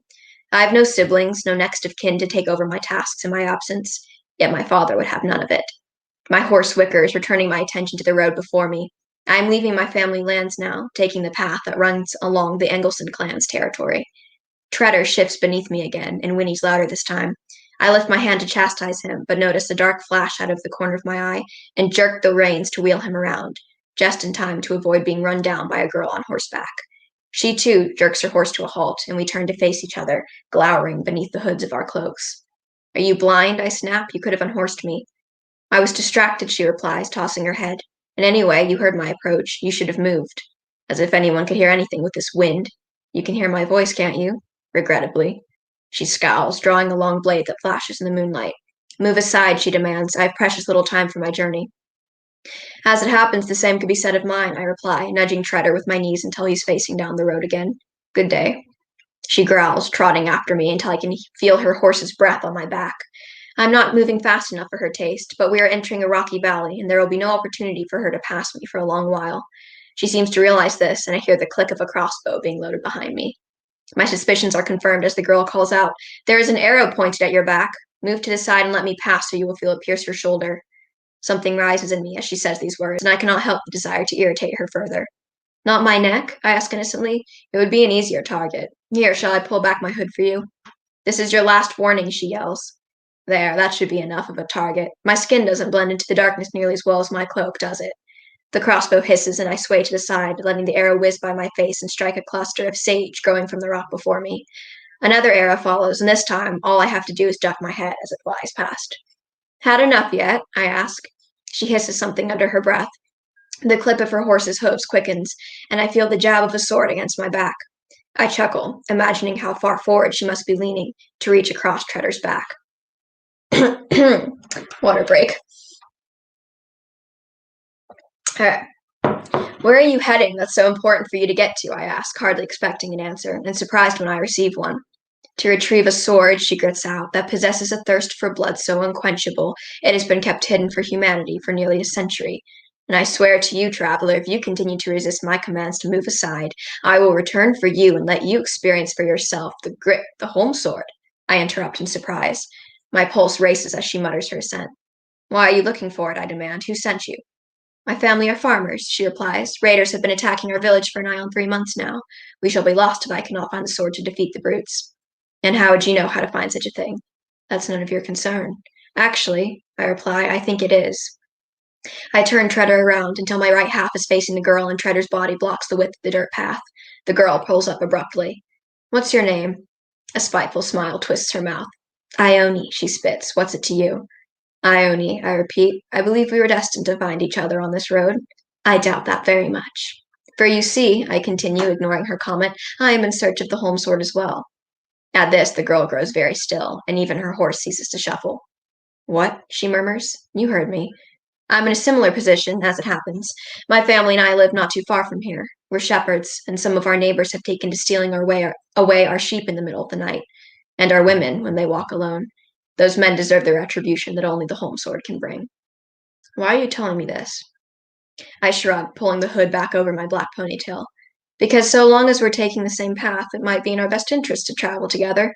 The road will be treacherous, according to my map, though I've no idea if yours says differently. The girl stares at me, considering, thin brows furrowed in suspicion.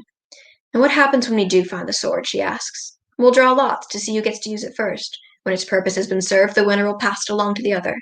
Simple as that? Simple as that. She cants her head, still wary, but warming to my offer. All right, she says at last, I'll travel with you for a bit. As long as you move out of the way so I can lead.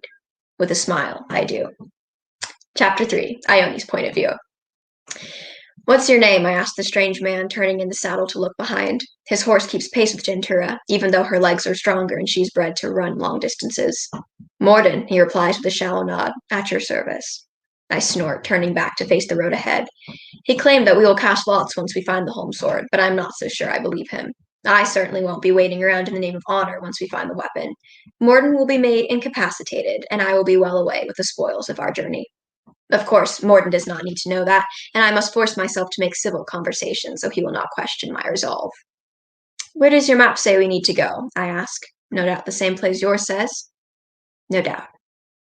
Safe in the shadows of my hood, I let a scowl touch my lips. I'd been hoping he would have told me where our eventual destination would be, as the map on my hand seems intent on only revealing small stretches of my path at a time. I look at the markings often as we travel, the land opening up around us once we leave the rocky valley. Despite the Cirrus's words, I keep my hands covered by gloves whenever the road grows wide enough for the two of us to ride abreast. If Morden will not let me look upon the map he holds, I certainly will not allow him a glimpse of mine. We ride through the night, for I refuse to stop until my clan's territory is well behind us. The Cirrus's warning still rings in my ears, and I will not allow my mission to fail simply because I did not ride hard enough. But we do stop for a short break after the sun has cleared the mountains on the horizon, and we come upon a stream winding through craggy rock formations that stretch across the plains before us. The horses need rest, after all, and since I did not think to bring an extra, I will need to be careful that Dentura does not injure herself from exhaustion. While Morden leads both of the horses to drink from the stream, I unearth a small boulder and carry it to the bank to use as a chair while I cool my feet in the water. Morden raises a brow as I settle onto it, watching with interest even as I unlace my leather shoes and plunge my feet into the river. What? I ask when I have grown tired of his examination. He smirks. He has pushed back his hood, and in the sunlight I can see stubble shadowing his lower jaw, as well as his defined features and noble forehead. Handsome, I realize, if one were looking at him objectively. You're strong, he says by way of explanation. I would not have thought it. I roll my eyes, pretending to be unaffected, though I find myself tossing back my cape so my biceps will be more obvious through my tunic sleeves. A little bit of pride, I tell myself, is only natural in a situation such as this. If Morton notices my display, he makes no mention of it, merely shucks off his shoes and wades into the water beside me. We reached the town of Killendorf less than 4 hours later. After some bickering, we agree to part ways, Morden to purchase a rowboat to get us across the lake, while I see about replacing a broken scabbard. At least, that is what I tell him. In truth, I hurry past the street vendors' carts and make for a lone cottage on the outskirts of town, a quaint little property with a weathered fence encircling the well out front, a small garden patch, and smoke spiraling from the brick chimney. Cirrus Kai answers the door at my first knock. Nearly the same age as our clan Cirrus, she is just as gaunt, though towers a head and shoulders over me. Yes, she asks, and I see that her eyes are yellow too. I am Ione Engelson, I reply, and I was sent here by your sister. She squints her eyes suspiciously. For what purpose? She says you have information I need to know. About the home sword. Ah, the Cirrus says with a sigh. So you are the girl in my dreams. I shift my weight, uneasy under her scrutiny. I suppose I must be. What can you tell me about the weapon? Is it as fearsome as they say? Does it truly bring victory to whoever wields it? Why don't you come inside and we can speak? Forgive me, but I haven't the time, I interrupt. Your sister told me I cannot afford to waste any time. Of course, of course. Perhaps I can offer you a cup of tea. I've crafted a lovely dandelion brew. Cirrus, please, I beg you. What can you tell me about the home sword? Oh, very well, she mutters, stepping outside and closing the door behind her. Here's what you need to know. The home sword is indeed the ancient weapon you are familiar with from the legends. It desires bloodshed like no other sentient being, and those who wield it will find victory in slaying their foes. But there is a sacrifice to be made as well.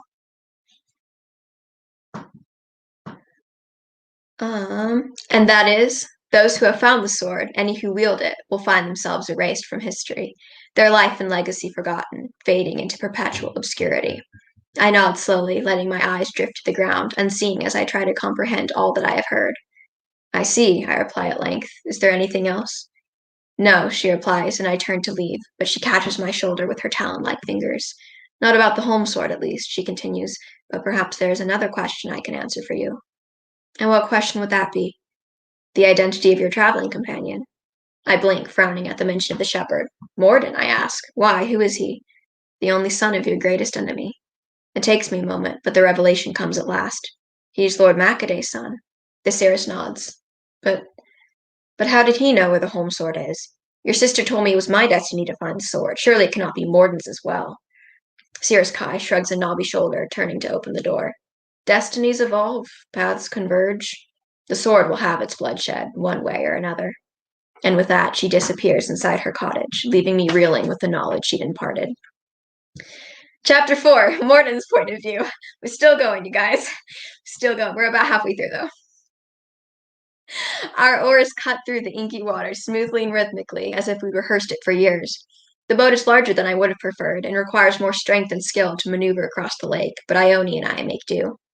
I offer to take the seat in the back, which forces me to do most of the heavy work, but really, this affords me the perfect opportunity to check my map and commit the next stretch to memory. Somehow, discovering I'm not the only one looking for the home sword fans my desire to find it. Surely, if someone else is mad enough to believe the legends, there must be some truth to its power. I will not forget my father's words the day of my departure. You may be our last hope, he told me. We had warriors aplenty, more than the Engelsons, yet our supply stores have been diminishing too rapidly, and war is an expensive venture, one that our coffers will not be able to sustain if it persists. We need a decisive victory, one that can crush the Macadays and end the war before poverty ends us. We row in silence for a stretch, and Ione's head is tilted upwards, as if she's studying the night sky, picking out the constellations. I do not know what to make of this girl yet, though around my age she is small, far skinnier than her strength would suggest. She made quick work of reloading the crossbow, and I wonder where she learned such skills. At length, I decide to ask her. Ione, I begin. She does not reply, but I notice the twitch of her head, like a horse pricking its ears. A thought strikes me, and I hope the stable master we'd left our mounts with will prove trustworthy. What use does a farmer's daughter have for a crossbow? She sighs, drawing her knees up against her chest, shuddering as a cold wind sweeps past. Did you not hear me speak of the raiders? She replies. I had to learn to protect myself. How fared you on your quest for a new scabbard? Her hand darts to the knife at her side, and her body tenses. I came to the conclusion that I did not need a new one, as badly as I thought, she responds. And anyway, the one that Tanner was selling was far too expensive for a person on a hunter's salary. A hunter, I draw in satisfaction, so that's it. I bet you know a lot about weapons, perhaps a little about tracking, and poaching, too. She slides the oars into the boat and turns to face me, green eyes flashing with anger. I do not poach, she snaps. I hunt, legally, and sell my wares. I'm sure. And where do you sell them at? She blinks. The market, of course. Enough of the questions, if you please. I heave back on the oars, long and slow. If you insist. She turns around, and we row in silence until we reach the craggy shore. A cliffside looms before us, tall and jagged like obsidian knives. We disembark, hauling the boat onto the narrow shore, wedging it between a stand of boulders. Waves froth against the rocky ground, pummeling the loose shale and making our path far too slippery as we hike the length of the cliffs. Rain begins to fall as we walk along the east side of the mountain, searching for a cave in which to spend the night.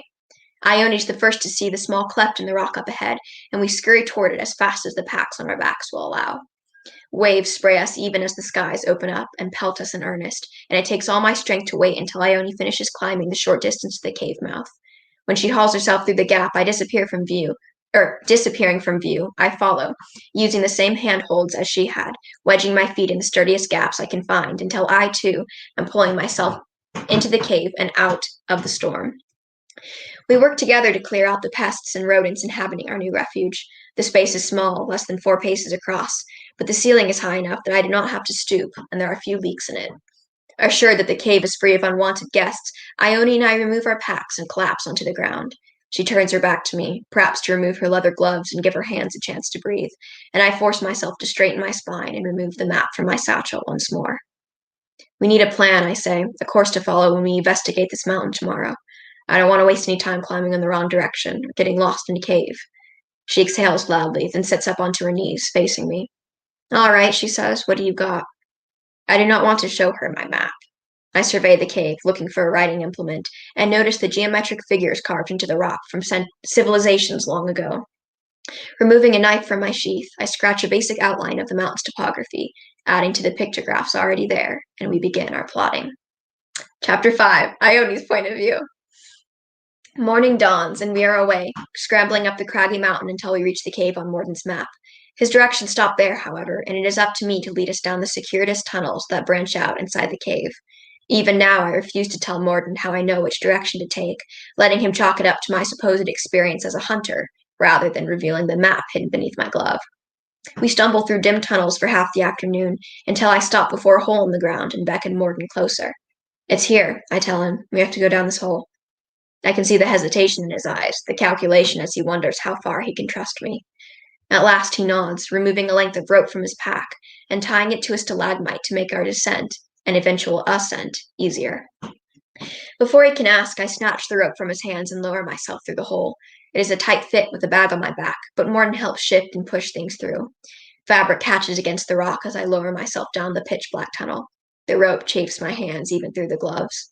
When I emerge from the end of the passage, I find I am dangling inside a cavern, dimly illuminated, though I cannot tell the source of the light. Releasing the rope, I drop into a crouch, then give 3 tugs so Morden will know it is his turn. I take the opportunity to look around the circular chamber hewn from rock. A gentle roar draws me to the far end of the space, and soon I can make out the shape of an underground waterfall cascading down the length of the wall. Perhaps this is where the light is coming through. Morden's boots thump behind me, and I hear him approach, pausing at my shoulder. Do we have to go through there? He asks, gesturing to the narrow gap where the water pours through. I shake my head, snickering at the image his words create in my mind. Thankfully, no, I say, sneaking a glance beneath the hem of my glove. I think our answer lies here. We sink to our knees beside the small pool surrounding the base of the waterfall. Morton submerges his hands in the frigid water, working to keep his face stoic as he searches. The flick of his brow reveals his discovery before he even opens his mouth. Grunting, he heaves an object from the water and sets it on the stone floor beside us.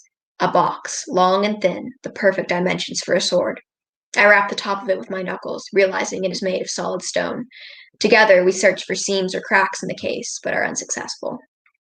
I frown, then jump, feeling a pulse of pain on the back of my hand. Glaring at Morton, I motion for him to turn his back.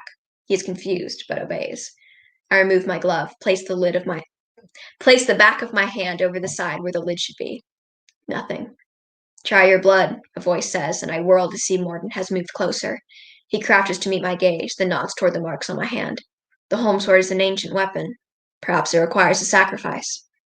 No, it requires more of a sacrifice than Morden knows, but I keep silent, taking the knife from his outstretched hand and slicing a shallow furrow down the road marked on the back of my hand.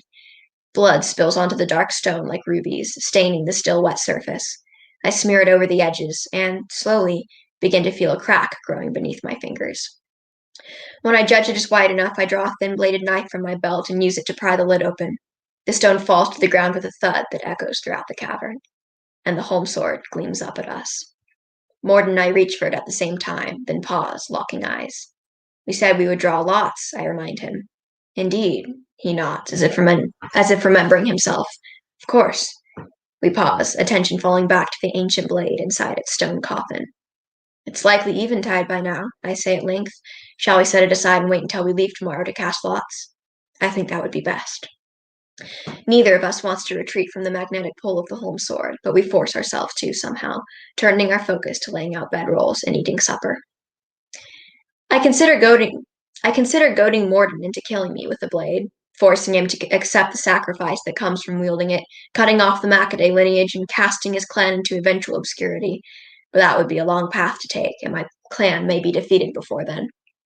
So, once I see Morden's back is rising and falling in the slow, even pattern of sleep, I creep across the cavern floor and remove the sword from its case. It is not as heavy as I'd expected, but sturdy and well-balanced. The pommel seems to melt into my palm, and I grip it tighter, enchanted by the feel of such a powerful weapon in my hand. I hear the shuffle of a boot against rock behind me, and I turn, but hands are already gripping my shoulders and shoving me into the pool. I fall into the water with a splash, struggling to the surface. The water only reaches my neck. I should not be able to drown. But Morden grabs my braid and yanks me off balance, pushing me beneath the water again. The cold liquid jars my body, and I struggle against his hold, kicking, scratching whatever I make contact with. The sword has fallen from my hands. My lungs burn with the need to inhale, but Morden's hands creep up to my throat, choking me even as he holds my head beneath the pool. I feel the pressure of the waterfall on my face as I wriggle backward, forcing water up my nose, burning and stinging. I squeeze my eyes shut, fighting blind. My chest begins to convulse, trying to make me inhale, but I battle the urge and kick what I think is Morden's chin. His hand leaves my throat, and I break through the surface, gasping and sputtering as I try to catch my breath. Once I rub the water from my eyes, I notice Morden's form sprawled along the poolside, one foot still in the water. It's about time my sleeping powder took effect. Plunging hand into the water, I cast about until I feel cool steel brush my fingers, and I withdraw the holmesword from the pool. Now, to make my escape. Chapter 6, Morden's point of view. My head is throbbing when I awaken. It does not take long to realize what has happened, that I've been betrayed by the scrawny hunter who'd had the same idea as I had and took the holmesword in the dead of night. It was a bold plan, but I cannot help admiring the little traitor for it. Pulling myself together, I take stock of what I have left. She'd left my things behind, at least, only taken her own pack and the holmesword itself. She'd even left the stone box behind, but I suppose it would have made for difficult transportation. And so I do the only thing left for me to do, and start for home with a glower on my face and curses on my lips. With any luck, I'll find her in the place where it all began. And if not, well, there is still a war to be won, and my father will need me to do it. Chapter 7, Ione. This is the last chapter, and this is also my favorite chapter. Blood sprays my face as the holmesword cuts through another Maccaday. War rages around me, screams of pain and calls to action, horns and drums sounding commands. A battle to end all battles. But for me, there is only the wall of Maccadays, the holmesword eager for more blood to spill. At first, I tried to resist the cry for bloodshed, the frenzy that consumed me upon drawing first blood with the weapon. But that is no way to wield such a mighty sword, and now I give it free rein over me, fueling my rage and turning me into a killer more terrifying than the berserkers of my ancestors' time. The sword cuts and slices and cleaves anything and everything in its path, never growing dull, refusing to let my arm tire. Blood sprays over my leather armor, over the exposed skin of my face and neck, each layer a testament to another life taken. And yet the holmesword cries for more. In the heat of battle, when the need for bloodshed consumes my very sight, I strike down some of my own clan members who were foolish enough to stand in my path. The holmesword does not discriminate, for blood is blood and it will have its fill. The rest of the Anglesons give me a wide berth, and soon a pocket opens up around me as I press deeper into enemy ranks. I see the flash of metal in the distance, and wheeled Enter around to face this new, armor-clad opponent. Somehow, the sight of Morden shocks me, though I know I forsook my chance to kill him at the cavern. It did not feel right to steal his life from him in that moment when he was unaware and incapacitated. And perhaps, just maybe, there was more to him than met the eye, and his story was one that should be allowed to take shape. But seeing him now, turning to face me across the heaving chaos of the battlefield, the Holmesword does not care about such thoughts. It drives me forward, inexorably forward, carving a path through the warriors who stand in my way, and I come face to face with my traveling companion, whose handsome visage is still visible through the shape of his helmet. Ione, he gasps, you are. Yes, I reply, and with that word, I decide I will not kill him. He is a man as brave as I, a man who, for some inexplicable reason, had been set on the same path as me, our destinies intertwined. There is too much at stake to simply kill him now, and I resolve to take him as a prisoner of war, alive, uninjured if possible. I start forward, and Morden must have seen the tension leave my face, for he relaxes in his saddle and awaits my approach. Morden, I say when I am close enough to touch him, I fear I've been dishonest with you. He scoffs, and it is a bewildered sound, halfway between humorous and maniacal. Is that so? I open my mouth to reply, but the Holmesword acts quicker than I. Sensing its opportunity, the blade is plunged through Morden's chest before I can process the action.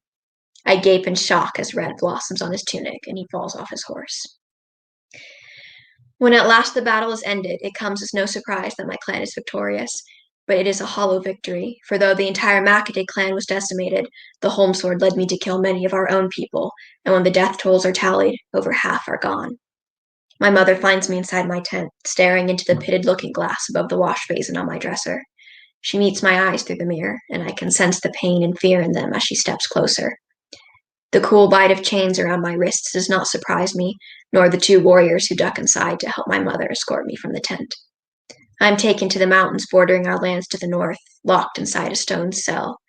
And somehow, as the iron door shuts me in, I know it will never be opened again. Only now do I fully understand what it means to be erased from history. The destruction I wrought with the Holmesword should be the stuff of legends for years to come. Yet my path has led me here, destined to die alone, forgotten by the very people I sought to save. And as for the Holmesword, well, it is still hidden inside my tent, waiting to be found once more in someone else's quest for victory. Woo, woo, woo, woo. That was fantastic. Oh my God. The descriptions. Perfect. Thank you. So many twists and turns and ups and downs and what the heck? And oh my gosh, it's I love it. crazy. Phenomenal. Oh my gosh, that was so cool. I love I that. wish I'd been able to expand more on it, because there are some times, like, I wish I could have made, like, I guess expanded more on the relationship between Ione and Morden, especially, because I wanted it to be a romance, but I felt like it wasn't long enough to, like, evolve into a natural romance, but I wish I would have had more time to, like, explore the tension and stuff. Make a book. Make it a book. Double. I know. That is fantastic. That was so Oh, good. Make it a book. Helene, I could see you making this a book, but I feel like it would be an awesome duology where you could write the first one as her point of view and then do the second one as Morden's point of view. Oh, Ooh. that would be pretty cool. That would be really neat. I was actually thinking as I was writing it, like, my favorite chapter is the end, because I was really proud of myself for writing a whole battle in, like, 2 pages. And then, like, the ending, I liked, like, the ending image of her in the stone cell. And as I was writing that, I was like, this would be a really cool, like, origin story. So, like, if I wrote a fantasy series, like, maybe this is a myth or something in their culture of, like, this woman locked in the cell, and maybe she's still alive. Maybe they have to, like, go unlock her because she knows what the Holmesword is. Like, that would be a really cool little, I don't know, like, backstory to add into a future. Oh, that would be really neat too, because then you could do like a spin, like the Holmesword is the one that is like bloodthirsty, but what if all who wield it, like, they get erased from history? But what if, like, they never die? So like she stays alive in her prison for like ever, but it's a myth. But she's really alive. That would be super cool. That'd be crazy. Oh my god. Halloween. Oh, you have so much potential with that. That was perfect. I love this one. Maddie, write the whole thing. Also, I should have done this. That sounds really good right now. Yes. Bree. Yes, hello, Bree. Hi, Bree. Oh, thank you. I've been like, I'm always like adjusting it. I notice. I'm sorry, you guys, if that distracts you. No. It won't stay. Yes. Oh, thank you. I had fun writing the descriptions and stuff of it. Yes. Thank you. And Abby is here. Hello, Abby. Thank you. It was so good, Helene. That was great. I know, you guys, this will be our next challenge, making our short stories into novels. Oh my god. I know. Seriously, I might have to after tonight. Right? I know, I'm thinking about it. Also, round of applause to you ladies. Like, this was so fun. I'm so happy that I got to hear all your guys' stories. I have been so eager to hear the stories, like, since we did this challenge, especially, like, since you guys posted your videos and I watched them. I was like, okay, tell me what happens in them. I want to read these.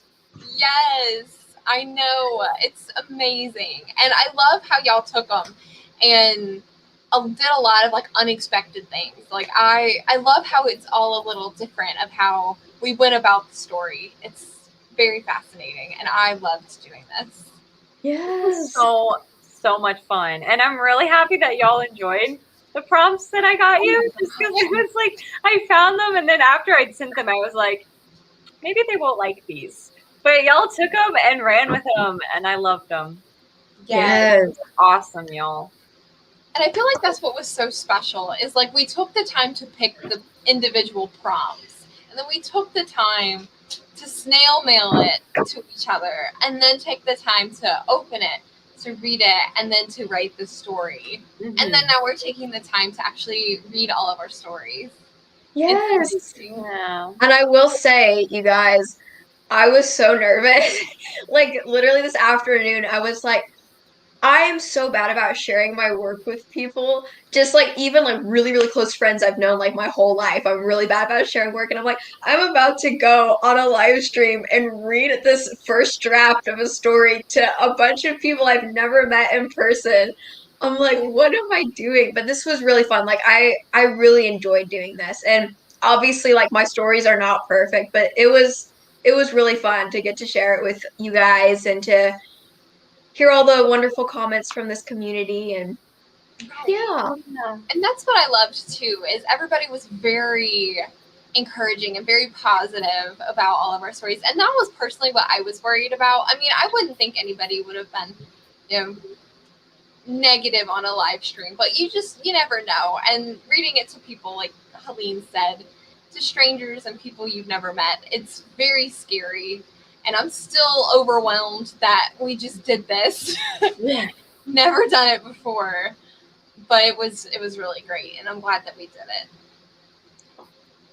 This was a lot of fun. I really want to do this again, and I know. Now I need to go start writing my John Wick inspired freaking. Yes. Please do. Yes. I have to look into that. You know, this is gonna be my search history is gonna start looking really weird. I'm just realizing that because I'm gonna be looking up like contract killer. It's like, how do you look that up without getting flagged by the FBI? Like, yeah, that is true. Derek, it's fine. It's for research for a novel. I'll just marathon John Wick and just take notes. Yes. There we go. Times. Have it looped. 1, 2, 3, going back to the beginning. Yeah. Oh, that was great. I woke Salem from her nap. Oh, no. Aww. All right. Well, I think we're about ready to wrap up. Gio had said some comments. Yes, y'all are amazing. I agree with this as well. All right, thank you guys so much for joining us on this fun experiment. Thank you, Autumn, for thinking of us and for coming up with this experiment. This was really, really, really fun. I had so much fun, so much enjoyment went into writing these stories. And yeah, I will see you guys soon. Tomorrow, 8 a.m. Yes, yes, Bye now. tomorrow, 8 a.m. And also these two, their videos for this writing prompt swamp are linked down below. So make sure you check those out too. All right, see you guys.